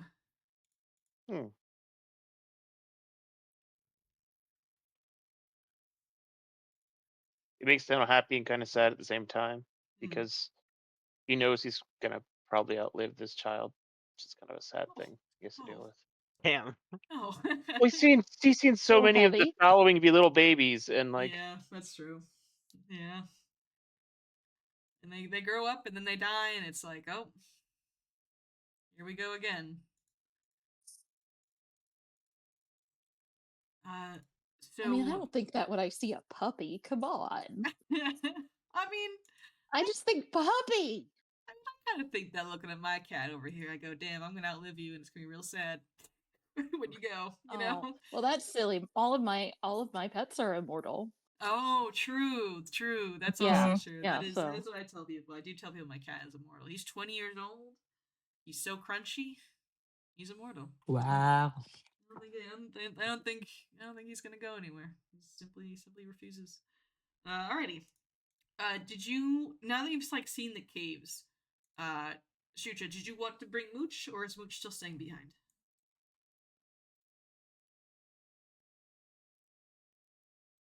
Until we're clearing the caves, which is going to stay behind.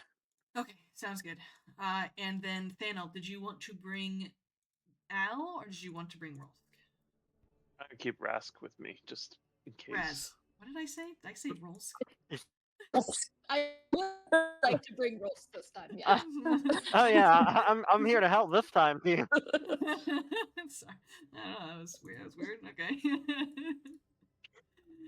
Alrighty. So, looking into the cave, you went right originally. You can now either head directly south, or there's a very small kind of exit right here that kind of wraps around into a smaller passageway. We're still on the hex map. Fuck. Come over here. All right.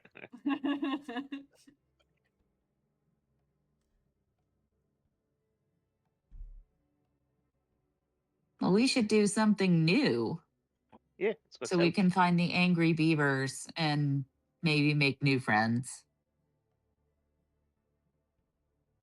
Sure.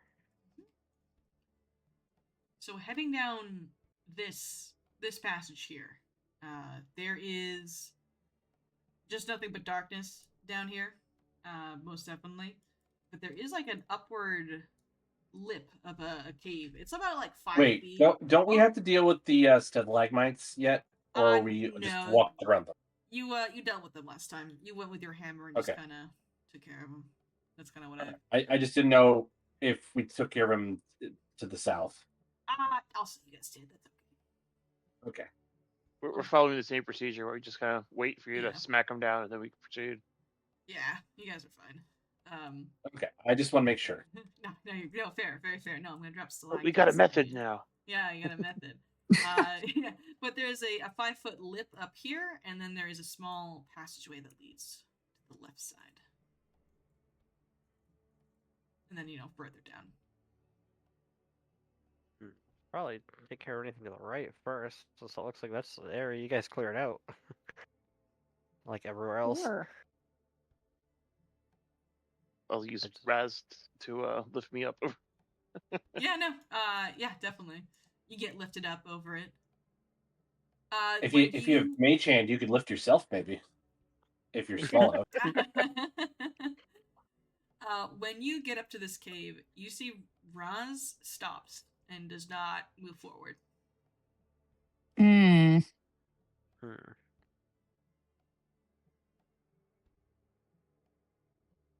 Does anybody have checking for trap skills?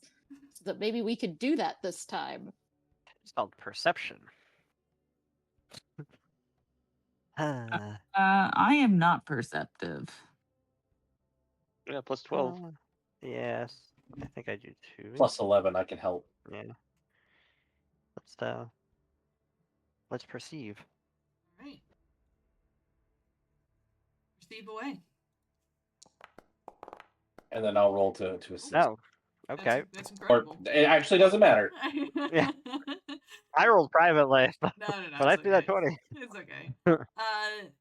Dano, there are no traps in your way. Raz's reluctance to move forward is something more supernatural. Like even when you tried to command him to move forward, he just refuses. He will not willingly move into this cave. And with that perception check, you see there are cave paintings on this wall, here and here. You don't see all of them, but it does look like they're paintings of a mammoth. Are they represented? Are they like the ones before that attacked us? They look similar to No, those? these are different. No, these are just straight up cave paintings. Those paintings came to life because of the painted tigers kind of influence. Can't remember the tiger's name unfortunately right now. Yardstick. Stick, thank you. But these ones are just they're painted by people. I get really emotional about cave paintings, by the way. I don't know if you guys do. When I look at cave paintings, I go, goddamn. Humans are creatures that just have desire to do art, and I think that's fantastic. Anyway, so there's a bunch of cave paintings here, and I'll kind of describe this room a little bit more because I don't think you've moved into it. I think you moved back here. Sorry. No, you're fine. You're fine. I got distracted by cave painting. In the center of this room, there is a skull. It is not a human skull. It is a skull of a mammoth. So it's just the skull of the mammoth is present, and it looks like it's been here forever. Surrounding the mammoth skull, there are several dried up flowers and other kinds of offerings to the mammoth. And when you're able to look at the cave paintings themselves kind of tell a story. It talks about a mammoth who protected the caves, protected it from demons, from threats, from predators, until one day it was taken. But its spirit is still rumored to protect this place. And Raz, a predator, refuses to come into this cave. And Thanel, with your perception check, this is a place of safety. Okay. And there is treasure in this offering circle. If you'd like to loot it.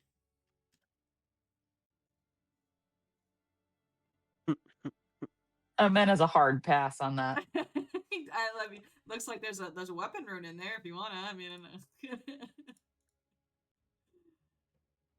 it looks to be a weapon rune, a potion, and looks to be like a trinket of some kind. And this was the mammoth god. Not a god per se. It is more of a spirit. Okay. If the cave paintings are to be believed, anyway.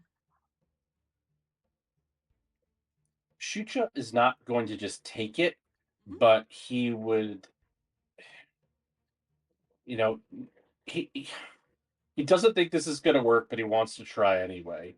Okay. He is going to pray to the spirit and ask the spirit if he might be able to use what is here to aid the following. Because the following, we're the Broken Tusk. We are mammoths, herders. Yeah. And also we wanting to help the spirits people as well. And so he will get down, get into a kneeling position, and he will attempt to commune, and he would like to ask the spirit this.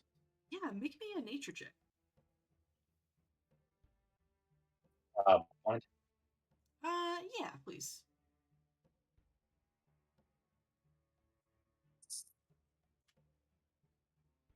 And I'll use my hero point if I feel it's necessary. Use your hero point.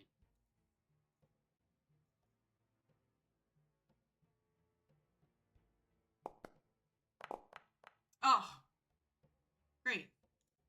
Nat 20. So, Shucha, you begin to whisper prayers to this mammoth. Your eyes are closed as you're doing it. And you don't hear anything. It is more of a feeling for you as your eyes are closed, these cave paintings images begin to move in your mind. As you see painted forms of mammoths traveling, a whole herd of them with small humanoid figures kind of following them and keeping them safe. And there is a relationship between mammoths and their mammoth herders, of the mammoths guiding them to keep the herders safe, and the herders protecting the mammoths from predators and other threats. There's always this, this would be a symbiotic relationship, but not in a bad way. You know what I mean? It's a healthy one between the herders and this wildlife. And you feel like this mammoth spirit would be okay with you taking this if it meant your protection, as a way to pay it forward for you and your following protecting the herd. You also get a feeling that if you and the party were to rest in this location under the protection of the mammoth spirit, you would get bonuses to nature checks for the following day.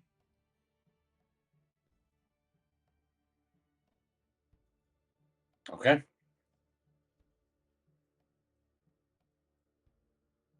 Thanel suddenly gets inspired and jumps down. No, Thanel.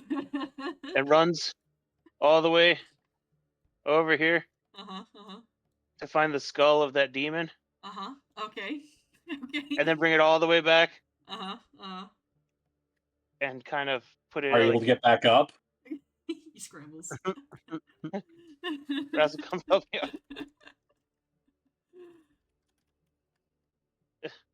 Even if I just push it up and climb back up, I think I can make Yeah, this no, climb. you're fine. You got this. And I'll put the demon skull at the bottom to show that demons are not welcome here. Okay. It's like a warning. As a well, also as a tribute too, so you know. Yeah. Giving well taken. Kind of an offering. No, yeah. We offer for you sure. the skull of the demon. Yeah. You definitely, all of you feel that the mammoth spirit that lives here is cool with you guys.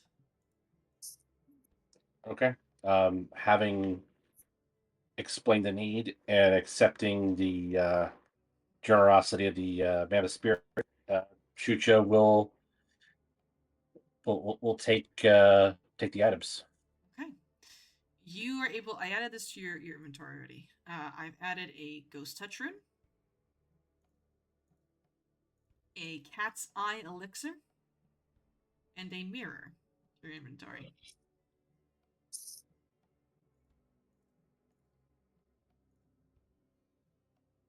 It allows you to detect hidden creatures with the higher flat check. And then the ghost touch rune. Where'd it go? I had it. It lets you hit incorporeal creatures like ghosts. I feel like Omena should have that one. She hits the hardest. Yeah. Thank you. Sure. Yeah, I don't think you have anything on your battle axe right now if you wanted to put that on. No, I don't have anything on my battle axe, so Yeah, we can do that. that That's no sounds problem. great. I think it takes like 3 hours to transfer the rune over. Maybe 8, but I'll be honest, Aklib would just he'll hook you up. It's fine. Is there supposed to be a button I push or something to make that happen? Nope. Oh, I got you. I'll do it. Thank you. Very good. It's in your weapons details page. It's kind of I got you though. Don't worry about it. It's in the foundries, the foundry mines. I'll go take care of it. All right, so it's now ghost touch. So I'm gonna delete that ghost touch rune just off your off the party sheet here, so we don't get confused. Okay, so your battle axe is now a ghost touch battle axe. Ooh. So if you happen to run into any ghosts, you'll be able to do full damage to them because usually they're immune to. It's actually anything incorporeal. It's not just ghosts. Oh yeah, so. okay. Well, you fight a lot of spirits very often here. So. Okay.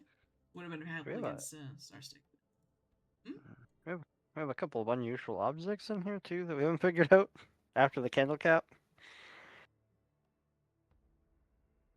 I'm looking. Oh. Yes. You know what's so funny? Yeah, you guys don't know what this is. That's amazing. I'll reveal that. It's another ghost touch rune. Look at that. Oh. You have a feeling that the venture is trying to tell you something. And you do remember Swale is a necromancer. Koei and Vare said they were a really fucked up necromancer. I will tell you, as a person who's played a necromancer, they're a nightmare. Yeah. If they're anything like the A class. Yeah, they're a nightmare for sure. How does runes and eidolons work? It's like they have to have a shirt or something. So it actually works off your runes. So it works off your unarmed strikes. So what you would need. Okay. Why don't you have one already? Why didn't I give hand you wraps? one? Yeah, why didn't I give you hand wraps already? Why didn't I do I mean, that? probably I would have had them as starting equipment. I just didn't know that I needed them. No, you're good. They're magic items technically, so you get them at like level 3. But I think the reason why I forgot about them is because they are striking weapons, and we are not doing that. So I forgot about them. So that being said, I will just give you some because we're doing the automatic progression anyway. So this won't. these are just little hand wraps you can put runes on instead. Okay, cool. You know, they invest them too. So I apologize. So as I was saying before, I realized I was dumb. When you put runes on your hand wraps, those runes will transfer to Makalu. So if you put the ghost touch on your fists, you can punch ghosts and Makalu can bite ghosts.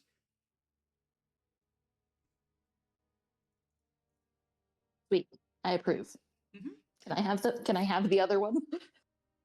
Yeah. Okay. All right. I'll go and put that on there for you.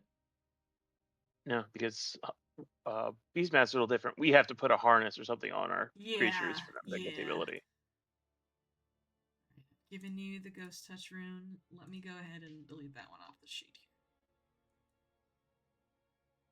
here. It does appear that we have 2 cat's eye elixirs, though. Cool. Would anyone object if Shucha had one handy just in case? I'm at it. Wonder why it split it up into 2 and not like stack them. Maybe there's like a extra space at the end after one, or they're 2 separate items. I pulled it from the compendium both times, so I'm not sure. No. Okay. Yeah. You can take whatever you want, Ash. You have a lot of stuff in here that's pretty good, like the angel pendant, the fear gem.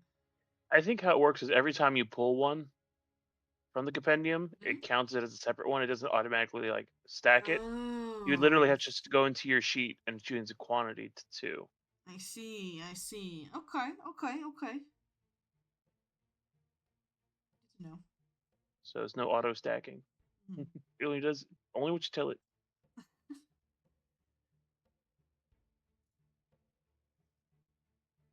But feel free to take whatever you want out of the stash here. I don't think you guys got a lot of stuff going on. Fear gem's real good. Hunter's Bane.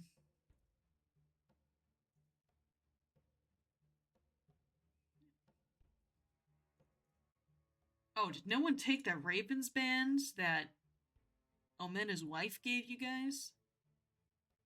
I thought one of them would want it. She's so offended. I don't even remember that happening. It was fast. It was fast. Like yeah, we went from you accepting being in a triangular marriage to fighting for our life, and then like trying to GTFO before the avalanche hit. I'm gonna give that to you, Omena. I feel like you would have snagged that, so I'll give it to you. That makes sense. Yeah. It lets you cast Speak with Animals once per day, only to birds. So useful. Thank you. You're welcome. Only to birds. Okay. But this seems to be the only objects in this mammoth's grave for you guys to commandeer. Alright, Thanos should grab these wands since he's the only one that can use them. Oh. I Okay. think.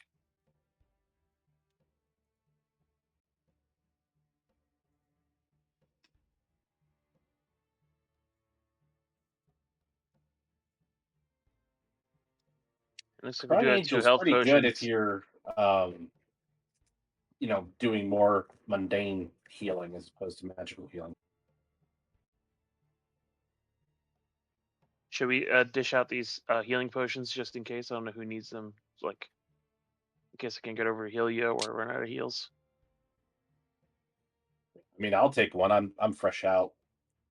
Yeah, there are 2 in the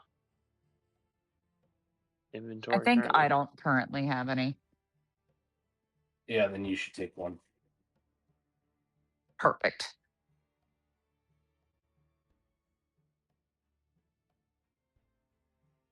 Now I use magical healing instead of doing it administer first aid. But for whoever does first aid, there's that crying angel pendant. It's a consumable, but it gives you a +1 to your item check to your check.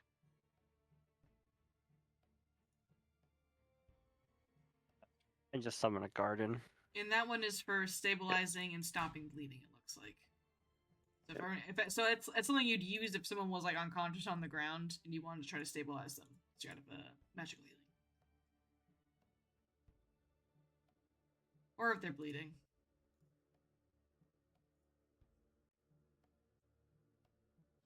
You also, the following does now have an economy. The economy is real, and there's shops and stuff. They're not in Foundry yet. I'm sorry. They're in a Google Doc right now. I had to get it set up there first. All good. Because I wanted to get it set up. But there is an economy, so you will be able to. Well, likely after we finish the caves and you guys like have a second, we'll be able to like shop at the following. Awesome. Okay. Stacy, do you have does Amanda have an intimidating strike or anything like that? Let me double check because I retooled her to be a cavalier, so I have to remember what the heck I have now. Because if you do, you really ought to take the fear gem, because having that enhances the effect of the fear gem. I do not have. I had an option for intimidating strike, but I Okay. Well, took I don't something know. else. Okay, I don't know if I can get it eventually. But if one of us get it, whoever gets it first should take the fear gem, because that looks pretty good. Got it. Yep. No, I got snagging strike and dueling parry, which I gotta like actually remember what those are and that they are open to me now. And some stuff for when I eventually get my mount. When we're out of this dang cave. No, you're in the cave forever. You're not leaving. Don't you like the cave? Actually, I have really liked the cave. Have you? Okay. I'm glad. I was really every tiny room has some crazy thing in it.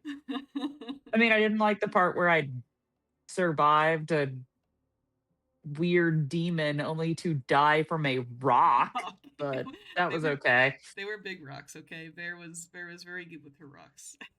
she were spiked rocks. Is it possible to have multiple pendants, or is it like that's a slot and then you'd have to like swap out what you're wearing? Regarding the fear gem, or which item? The crying angel pendant. It's a talisman, so it's affixed to your armor or shield.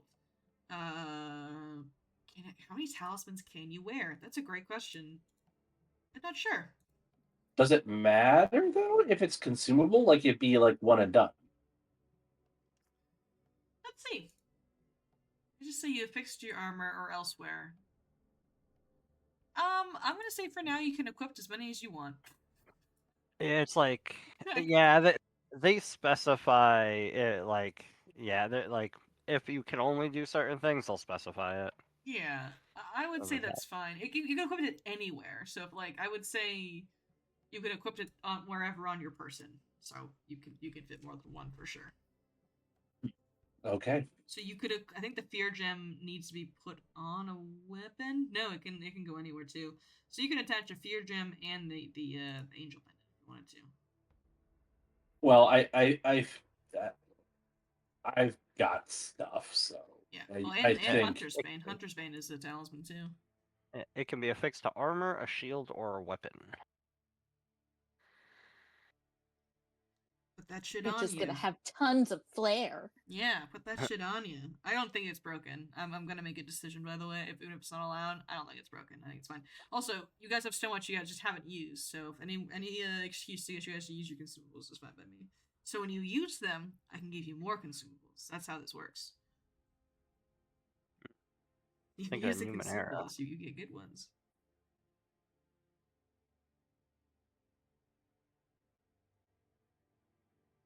You can only have 3. They'll burn out, and you'll just give us so many that we run out, or we can run through them fast. This is already a very loot-starved game, so I've had to like put in some stuff myself. So no shops, no loot.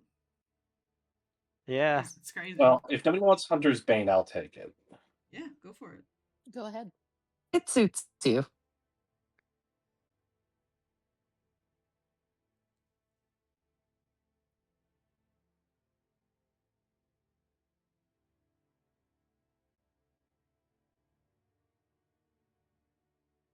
Stacy, did you grab that healing potion? No. Gonna be honest, I don't know how. You can So drag if it you from the party stash onto your inventory sheet. Good old Follow drag up and drop. question: where is the party stash? Okay, great question. No, that's fair. I'm sorry. So you can open it a few ways. You can either key on your keyboard, or if you go to the place you'd find Omena's actor, in the actors tab, there's like a drop. Yep. There's the party above it.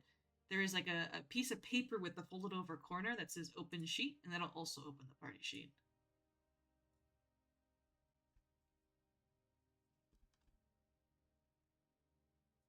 And on there, you have like different tabs like overview, so you can see everyone's health, their skills, their languages, and then there's a stash tab, which has all your inventory in it.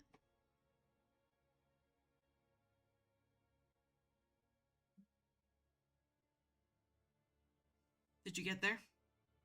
I now am there. Okay. It took literally that long, but I have found it now. It's okay. Oh, wow. There is so much information here. Yeah, a lot of it you don't need, obviously. But it has like all the health, perception of your friends, and then the stash tab has like all the items that you have here.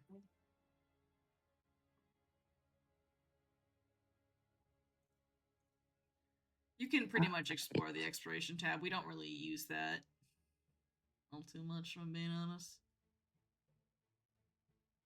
Where is the stupid healing? There it is. Okay.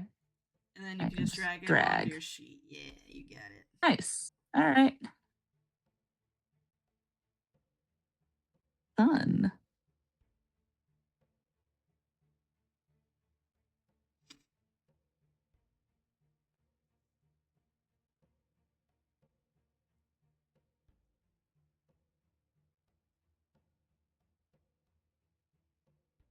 When did we hit waffles? Nobody's really been an expert at anything yet, so it hasn't. It hasn't come up. You guys are experts yeah. now, though. On a few things: diplomacy, stealth, intimidation, athletics, and nature, and survival. But I don't know where you got those waffles from. I'll be honest. I think someone made them. Did Auckland make them? I like that idea. I don't know. Because he's like the only alchemist adjacent character in the following right now, so he must have. So I'm not sure.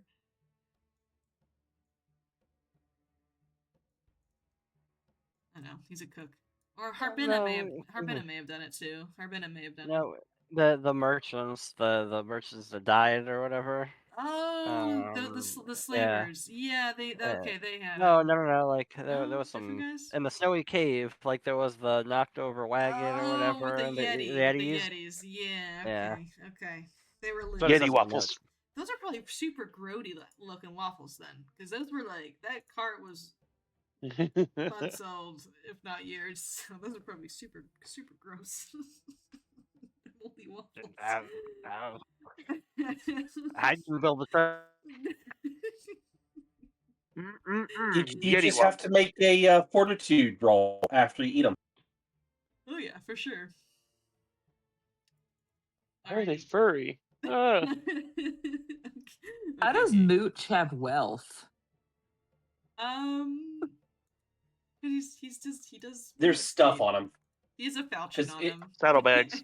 He's gonna see their falchion on him. He's got a sword. And he will cut you. He wields it with his tusk. like a Dark Souls boss. Yeah, he's Dark Souls boss. Exactly. All right. Where you going? Mammoth Warhammer. Where you guys gonna head now? Damn, Daniel, you're rich, bud.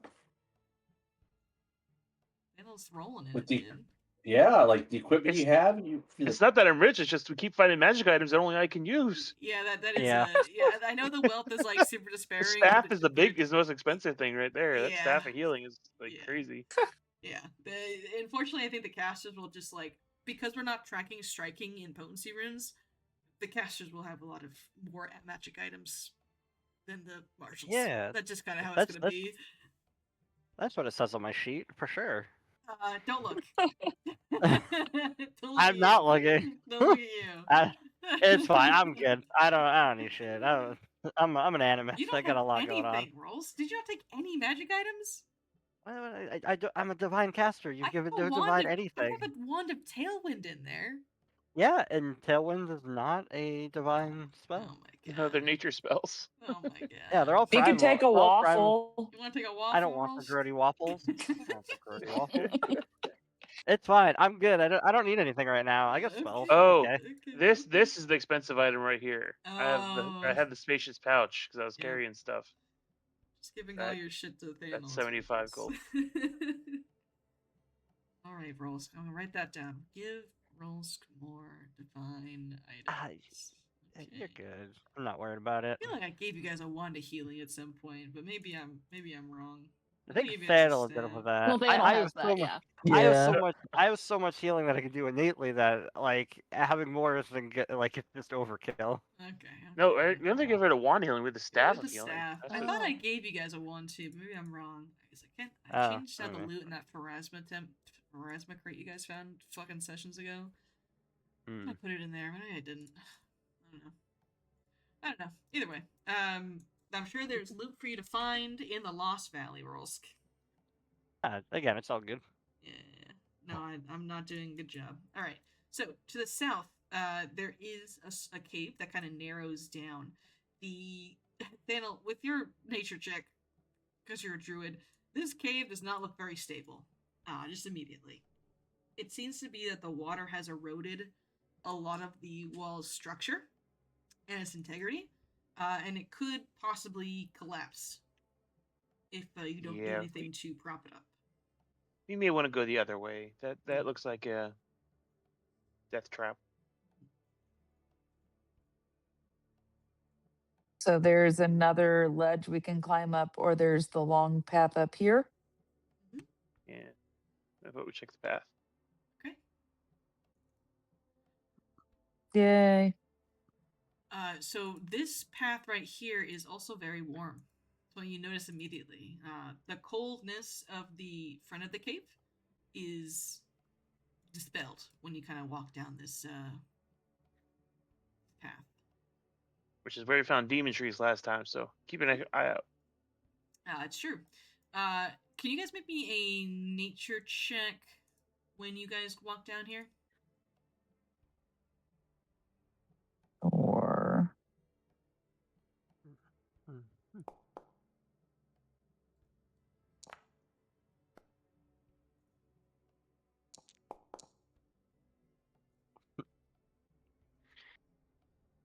So Thanel and Rolsk.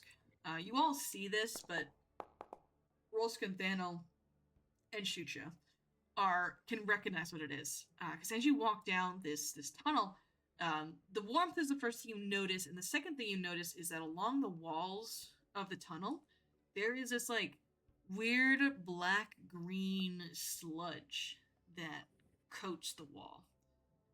And it also smells incredibly sweet. And you all recognize it as a secretion from a creature. And this oil is waterproof, but it's also very, very flammable. Oh dear. Uh, I feel unsafe. Mhm.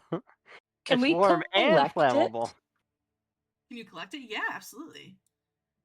It's Like, Can I That recall sounds knowledge useful. as to what the creature is? absolutely Because make a if it's recall knowledge check. Yeah, that's Because if it's being excreted, it's being excreted from a thing that's Oh, alive. Yeah, it is. That yeah, it could is. come around. It could be around the corner. Yeah, it could be. You're totally right.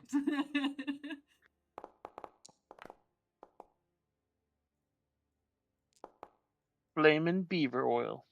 Flaming beater oil, man. I mean, it's within the realms of possibility.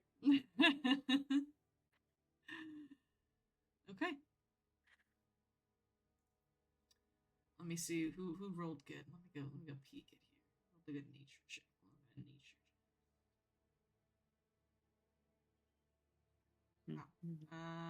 Rolls. You're the one who knows what these are.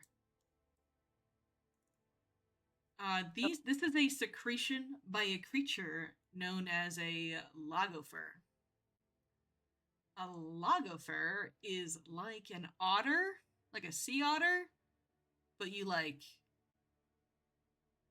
gave it steroids. They are semi-aquatic mammals that secrete this oil to coat their fur in to keep them, keep them dry because they're waterproof. Are they hostile? Is your next question. I'm glad you asked. No, they are not. They are pretty chill. They are, territorial, obviously, as they can get. They're also incredibly flammable. They are they are flammable creatures. You feel like if you lit a spark around a lagopher, it would erupt into flame. It's awful, Yes. but hilarious. Here, I can show you a picture of it here. There. Yeah. Oh my gosh. Oh, Yeah. So I know this looks adorable. They are large sized. Oh, that's less Oh. adorable. I mean, No. they're still adorable, just also concerning. All right. now I we can relayed ride information. them. That's fine. See, and all I heard was law gopher.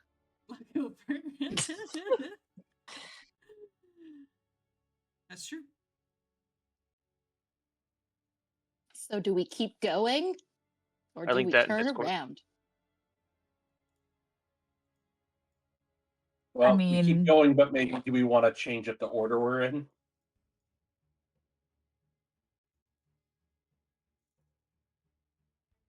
I think you should go first. Can't Thanos talk to animals? He can. Is it an Yes. animal? Let me go check. It is in fact an Is it a animal. bird? It's not a. It's not a bird. It's not a bird. It is a. It is a small little creature. Not a small little creature. It's a big little. Well, I mean, Thanos can, ride a shotgun, basically. Okay. Or, like, on my shoulder or something. I don't know. Because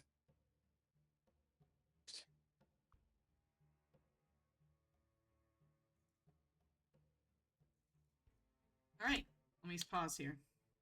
So when you guys round this corner, you can in fact see like a small pool of water that is kind of like pouring over from a waterfall that's kind of off screen. Very small waterfall that's off screen, kind of making a mist in the air to some degree.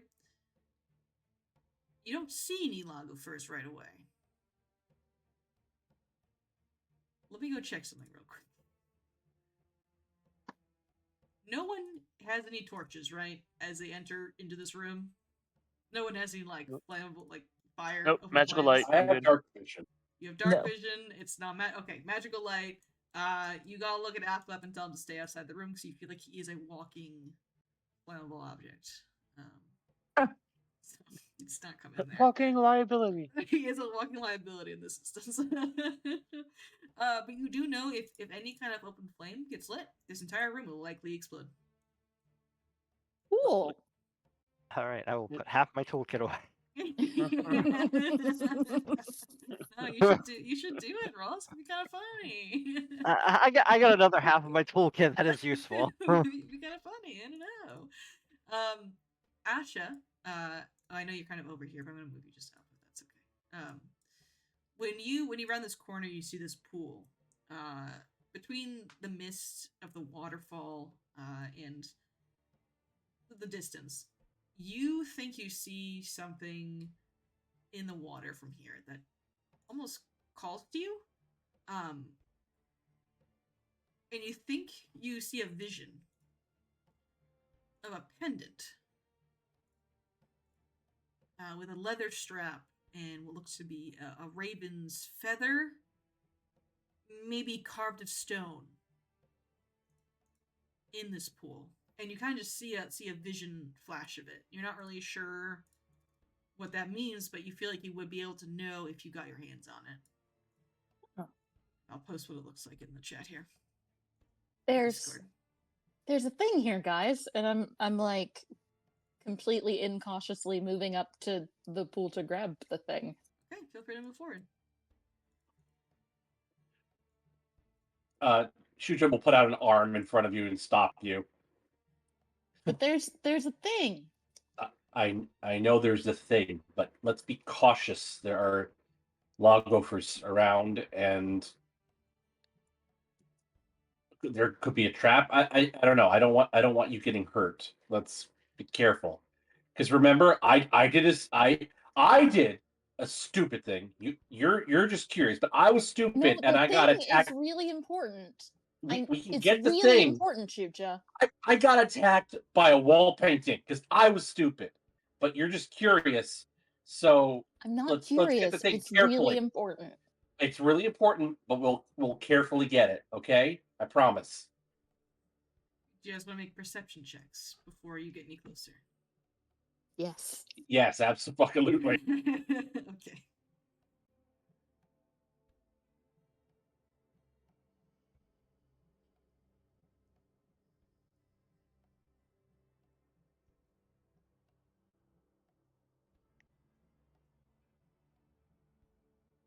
Alright, my Foundry crashed. Give me 1 second. It's just reloading.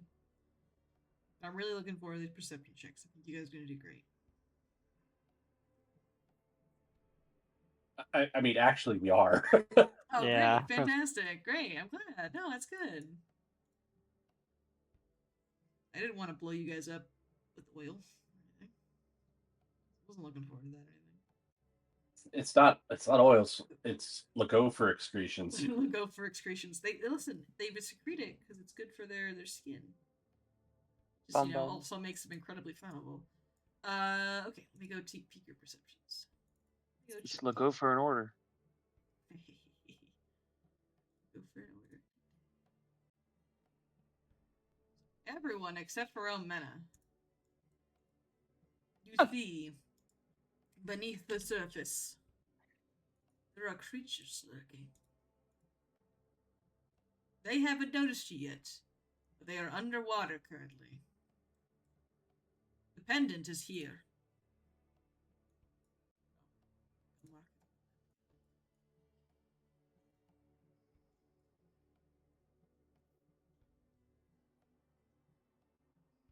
How would you like to proceed? Can anybody make me invisible? I don't think so. Can I? So if I throw my hammer, I can control the throw to a certain degree. Do you want to try to hammer to get the pendant Well, out of the I water? want to hook the pendant, maybe. Uh-huh. Why don't you stealth? Just sneak up and just grab it. Yeah. We could do that. That's totally a thing that someone who is trained in stealth can do. I love your hammer idea. I don't think it's gonna work, unfortunately. No, I don't think it's going to work either because everyone is telling me to use my stealth. I will attempt to stealthily go up and get the pendant. I will fail at this, and then it will start a fight because that's how my dice rolls are going to go. Okay. But I will. That's what I will do because everyone's saying that's a good idea and I should do that thing. You want me to try talking to him? What's your stealth plus? Plus 10. Okay, yeah, you're a little bit more than me then. Yeah, no, the only one better. So is hear Ross. me out. Hear me out. You follow the expert on Raz. Ooh. You follow expert Raz, who's the expert in stealth. You can get a bonus to stealth up there, shoot you. Or you can have Raz do it. It's up to you guys. Raz. No. Okay. So I'm gonna go for the funny. Okay. So I'm gonna try and I'm gonna get this for Asha because again, I fucked up and decided to be a wingman. Yeah. And you gave my necklace to someone else. Yeah, exactly. So I gotta do this. I gotta do this thing because one, it's gonna be humorous, and two, it makes story sense. So here we go. Here comes a natty one. Okay. I will even. Do you hear points? Nope. Okay. Oh no. No. That's how I know this is gonna go bad. Oh my gosh. I'm manifesting. Here comes a natty one, everyone. I'm manifesting Watch for it. you. I'm manifesting for you. 20. Oh no. Wow. Okay. It wasn't a 1. Okay. Let me go see what the perception is. Does a +1 make a difference? If so, I'll use it. So It certainly won't hurt. the DC was a 21. Yep, that's what I'm talking That is about. off by at least 7. If not So 6. that's a failure, not quite a critical failure, No. but a failure. Not a critical failure. So you don't fall into the water, which is good. You don't accidentally drop your flammable lantern on the ground and blow everyone up. Congrats. But when you begin to approach, you get here, and Yep. the logophers kind of pop their heads out of the water and they look at you. They don't move to attack you, but you know when like a cat is like looking at you like they're gonna pounce on you if you don't do anything, you don't stop them. That's the look they're giving you right now. Whereas you just kind of see their eyes like peek above the water's edge, and they stare at you, and their eyes are big and bulgy. And I'm just gonna call out, Daniel, help, talk to them, please. Hello. They simultaneously turn their heads towards you, Thanel, because they understand you. Using bee speech, like, hello there. Ah. Hello. Sorry for interrupting your lovely swim. We were exploring these caves. They look at each other and look at you. You've come to our cave.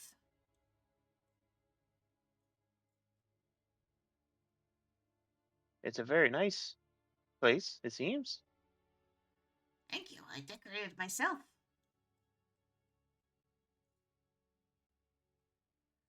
My friend. Are you here to take it from us?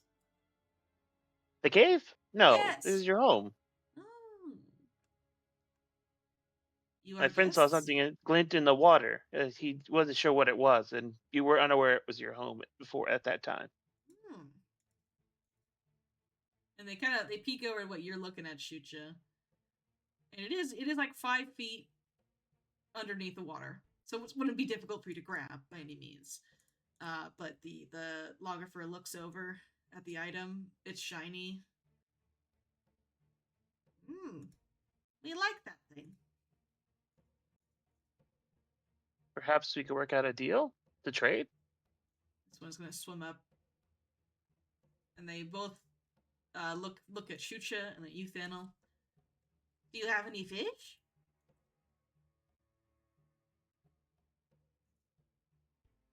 No fish.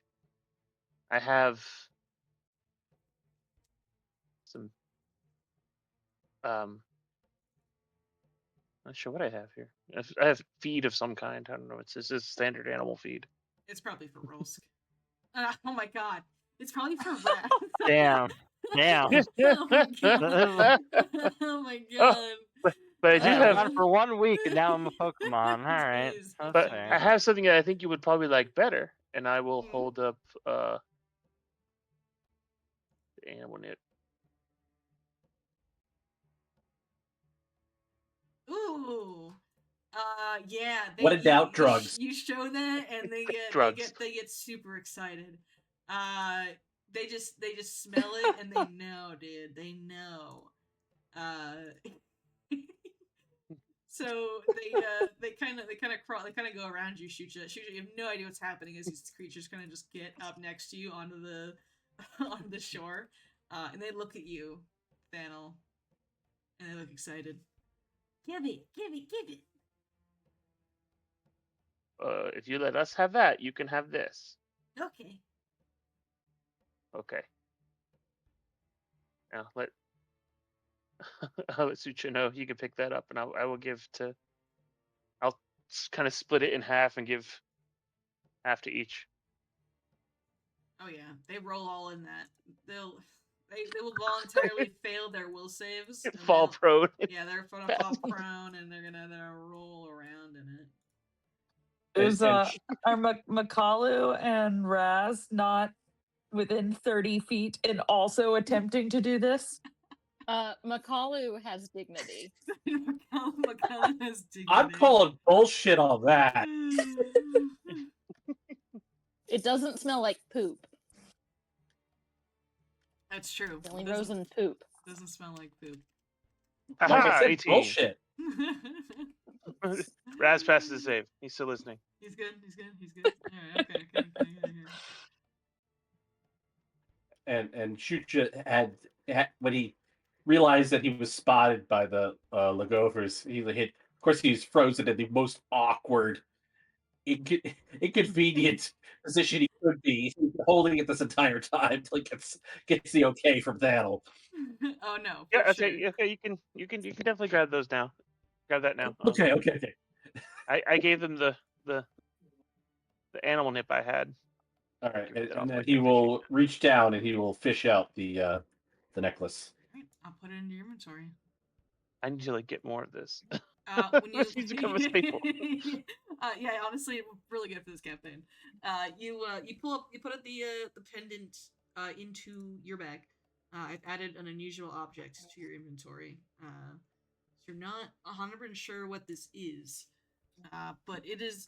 Oh, I apologize. It's not actually carved in the shape of a crow's feather. It's carved in the shape of an angel's feather. I guess there is a difference.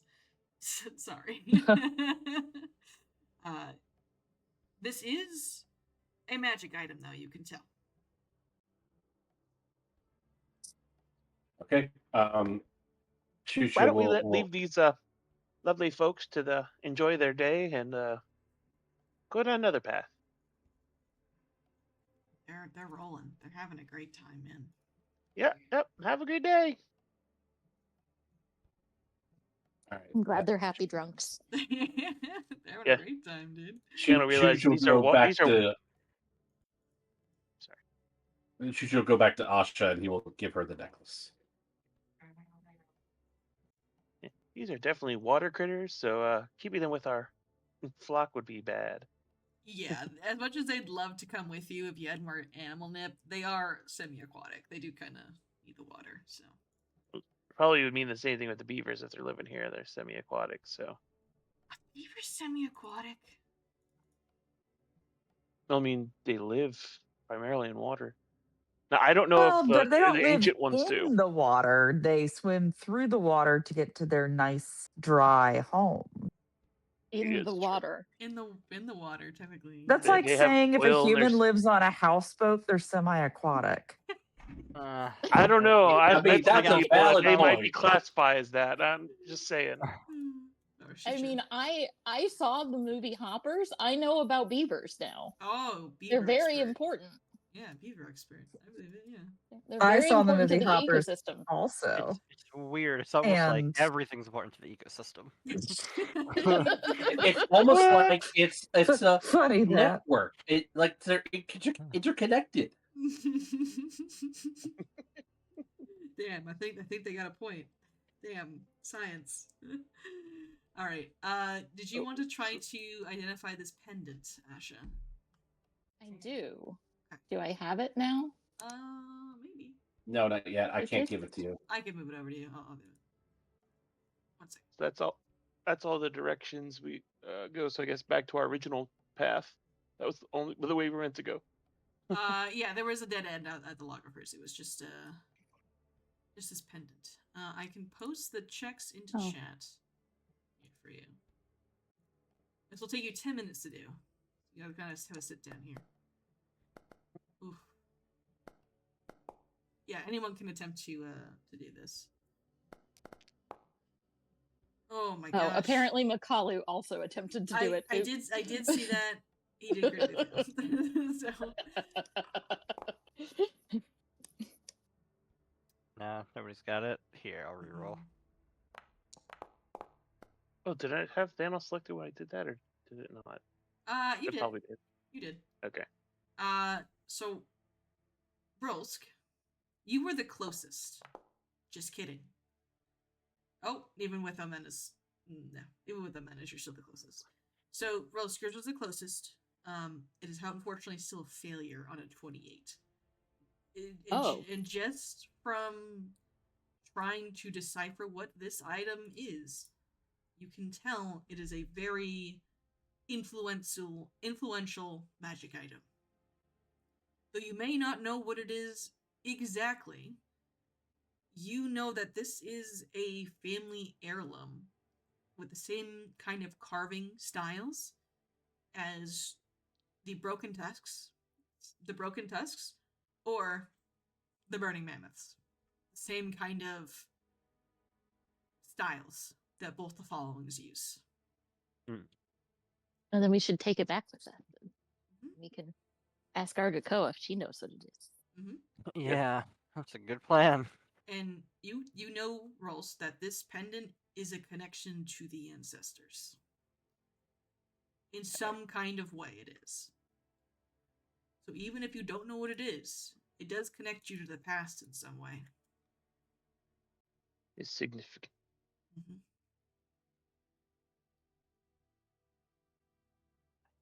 I relay all this. I'll wear it. Okay, you put it on. And when you put it on, Asha. Oh no, is it cursed? Possessed by the ancestors. All right. No, it is not cursed. However, Okay. you shouldn't put things on you don't know what they are. that's really dangerous. No, Asha. that's the most fun. That's the most fun. I had a vision that it was important, okay? No, you do have a vision. Let me go grab it here for you. I gotta go find it. I was literally hovering on it, and I got distracted by looking up logophers, and I just, you know. As you do. You know. Cute fuzzy creatures, they're always distracting. Okay. Sorry, there were some curses that you guys missed that I have to just skim over real quick. You begin to see something, Asha. You see a man stumbling into the caves where you now stand. It is still... Actually, it's very cold in this cave. Much colder than it is now. And this man is fighting himself as he walks. And it cuts a little bit. It's a little choppy, but he walks down the passageway where the logophers are. The one you just walked in. And he's talking to himself. And you can't hear what he's saying, but he's muttering to himself. He's talking to someone maybe in his head. And you had a very brief encounter with demon possession when it comes to Pakuno. Pakuno is behaving very similarly, if not exactly like this, as something was in his head, and he was arguing with it and fighting with it. And this man is in that same state as he is moving down this passageway. And around his neck is the pendant that you wear right now. And as he makes his way towards the pool where the logophers are now in present day, he rips the pendant off of his neck, and you hear the very demonic voice say, almost in a scolding manner, something to him. And it forces him to drop this pendant into the pool. And as he turns... So the demon doesn't like it. The demon does not like it. And as he turns, you see something attached to his side. It is a flaming orb.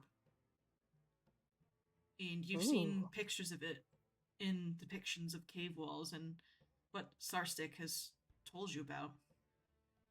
He's carrying the frozen flame. Dun dun dun. Dun dun dun. And you know that this man, as the vision fades, is Matuak, the one who slayed Sarstick, the painted tiger, and stole the flames for the burning mammoths. It seems he fled into the Calamity Caves and presumably into the Lost Valley. And got eaten by a dragon. Maybe you do know Venexus has the flame. Sorry, you guys tackled this in like such a weird way of going to see at Koei first, and then so you guys got the story backwards a little bit there. But maybe That's you don't the know. best part of this type of stuff. Yeah. It's just figuring it out in a weird way. Maybe you don't know if he's gonna be a dragon, but and he kind of wanders off, and you come back into present day. I will gasp dramatically and tell the others, this pendant belonged to Matuak. He was I think he was possessed by a demon, and he had the flame. Demons. He came this way, guys. I mean, we already knew the flame was over here, but he came this way, so we're on the right track. Damn, I just realized I gave you the wrong vision. Oh. No, My that's bad. fine. Nope, that's fine. You can keep that one. You'll get the other one later. Okay. It'll just be even more out of order. That's okay though. Amazing. Sorry. So now we have to go find the angry beavers. Now you go Is that over it? the baby beavers. Yep, for sure. For sure. So down this way is the dangerous looking cave, which you can cross through. You will just need to find a way to prop it up first. Or you can go the way you secured earlier. Just go around.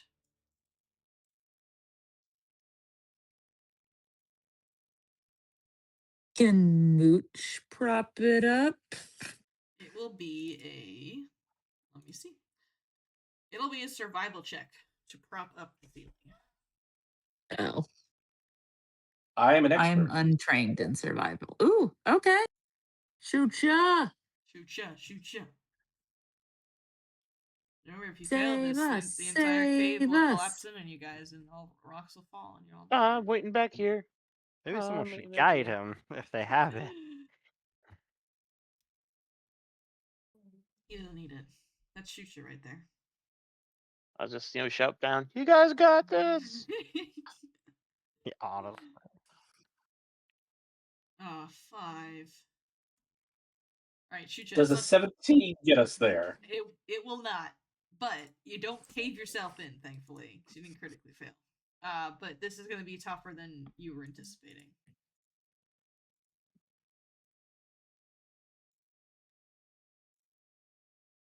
I'm having a moment. You guys are level 4, right? Yeah. Yeah. Hmm. The DCs just feel so absurd for this area. I don't know why it's like that. Supposed to level up? No, you're not. I just you're leveled after the cave, but I don't know. It's like I have to go through the DCs for level ends, but this seems like super high. Average level base DC for level 4 is 19. Yeah, that's crazy. That's definitely not a DC 19. Why is it so high? I gotta adjust the DCs, I think, for you guys. This is kind of crazy.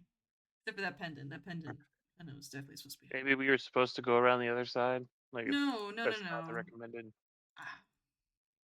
Maybe the intention was you guys to fail, so it forced you to go fight the demon. But that's kind of fucked up with the adventure, if I'm being honest.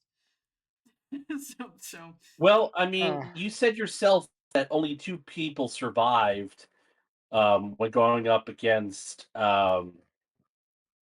Oh yeah, and the rules lawyer. Yeah. Why am I drawing I mean- a blank? Oh, Pakuto. When they were Yeah. fighting Pakuto in his like final demon form, Mm-hmm. only 2 people survived that encounter. I got bad news for you guys. I'm a cool GM. Pakuto didn't have a demon form for the other games. They just fought a fucking goofy body. Basic. You're good.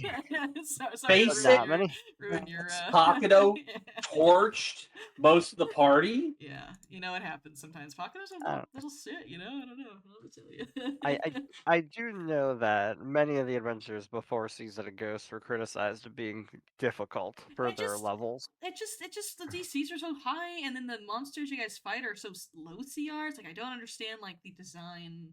Sorry, that's just a GM thing I'm noticing of like, because like that DC. Hmm. Okay, we're coming above the table. We're ending in a minute anyway. So anyway, hang on. That DC for propping it up is a DC 25 survival check. Jesus Christ! That is fucking between an 8 and a crazy. 9. That's between 8 and 9 level. Yeah, that's so high. Like even if I rolled average, like I've been rolling below average most of our sessions. But even if I rolled average, which would be what, a 10, I would still fail that DC. That's what I mean. Like I think you rolled. What did you roll? You rolled a 5. And I rolled like, a 5. Oh, you were like one off from a critical failure. I'm like, what do you have to roll to actually succeed? I'm like, a 15? That's absurd. I don't know. That bothers me a little bit because I think the intention.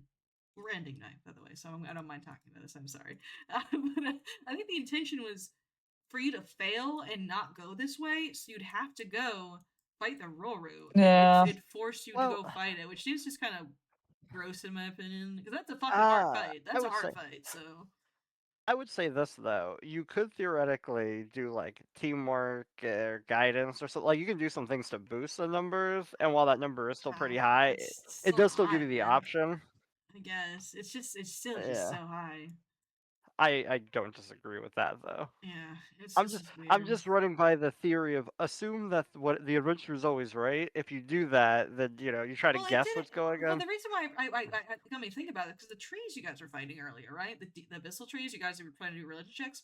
Those DCs are 24, and it's like I kind of was like, level 8. Damn, that's kind of crazy. Why it's a level? What level hazard is this? Level 4 hazard. DC 24? That's kind of crazy. I don't know. Yeah, based on level-based DCs, that's a level 8. Yeah, that's absurd. Absurd. I had to go through and I think change the DCs of things. It's kind of frustrating. So I know this may shock you guys, but I don't want you guys to fail every roll. I know I sometimes you may feel the contrary.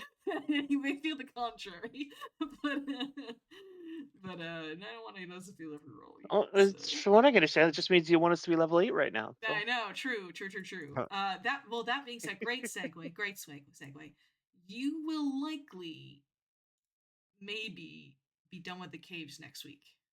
Maybe. It really depends if you guys want 100% the caves or not. And there is loot to be had in these caves, as you've seen. So, like, there's loot to be had, for sure. So likely next week we are likely going to level up at the end of session. I don't think we'll be in the middle of session. It'll be at the end, or it'll be the following week for that. Speaking of that, 26. Are we all set to play? Yeah, it should be. Fine by me. Okay. I think so. Yes. I bring that up. You sounded unsure, Scottrick. Are you okay? No. Yes, it's 2 weeks from now that I have Okay, that was my thing. So 2 weeks from now, on the 3rd, I will not be running. We will be skipping because we have DirtCon going on, and during this time slot, I'll be running We Be Goblins, the one shot where everyone's a goblin. So we'll be skipping that week, but I'll still be like streaming and stuff. If you guys want to come watch We Be Goblins. Watch me do funny goblin voices. I mean, who doesn't want that? Hey, I like funny goblin voices. Yeah, exactly. I don't think anyone here signed up for it. I don't know who might play. No, that's me. Are you? I don't know who anyone is, dude. Yeah, I'm a goblin. Hell yeah, dude. Are you playing Kinetic's goblin? I mean, probably. Probably, yeah. Fire Kinetic's goblin. Yeah, absolutely.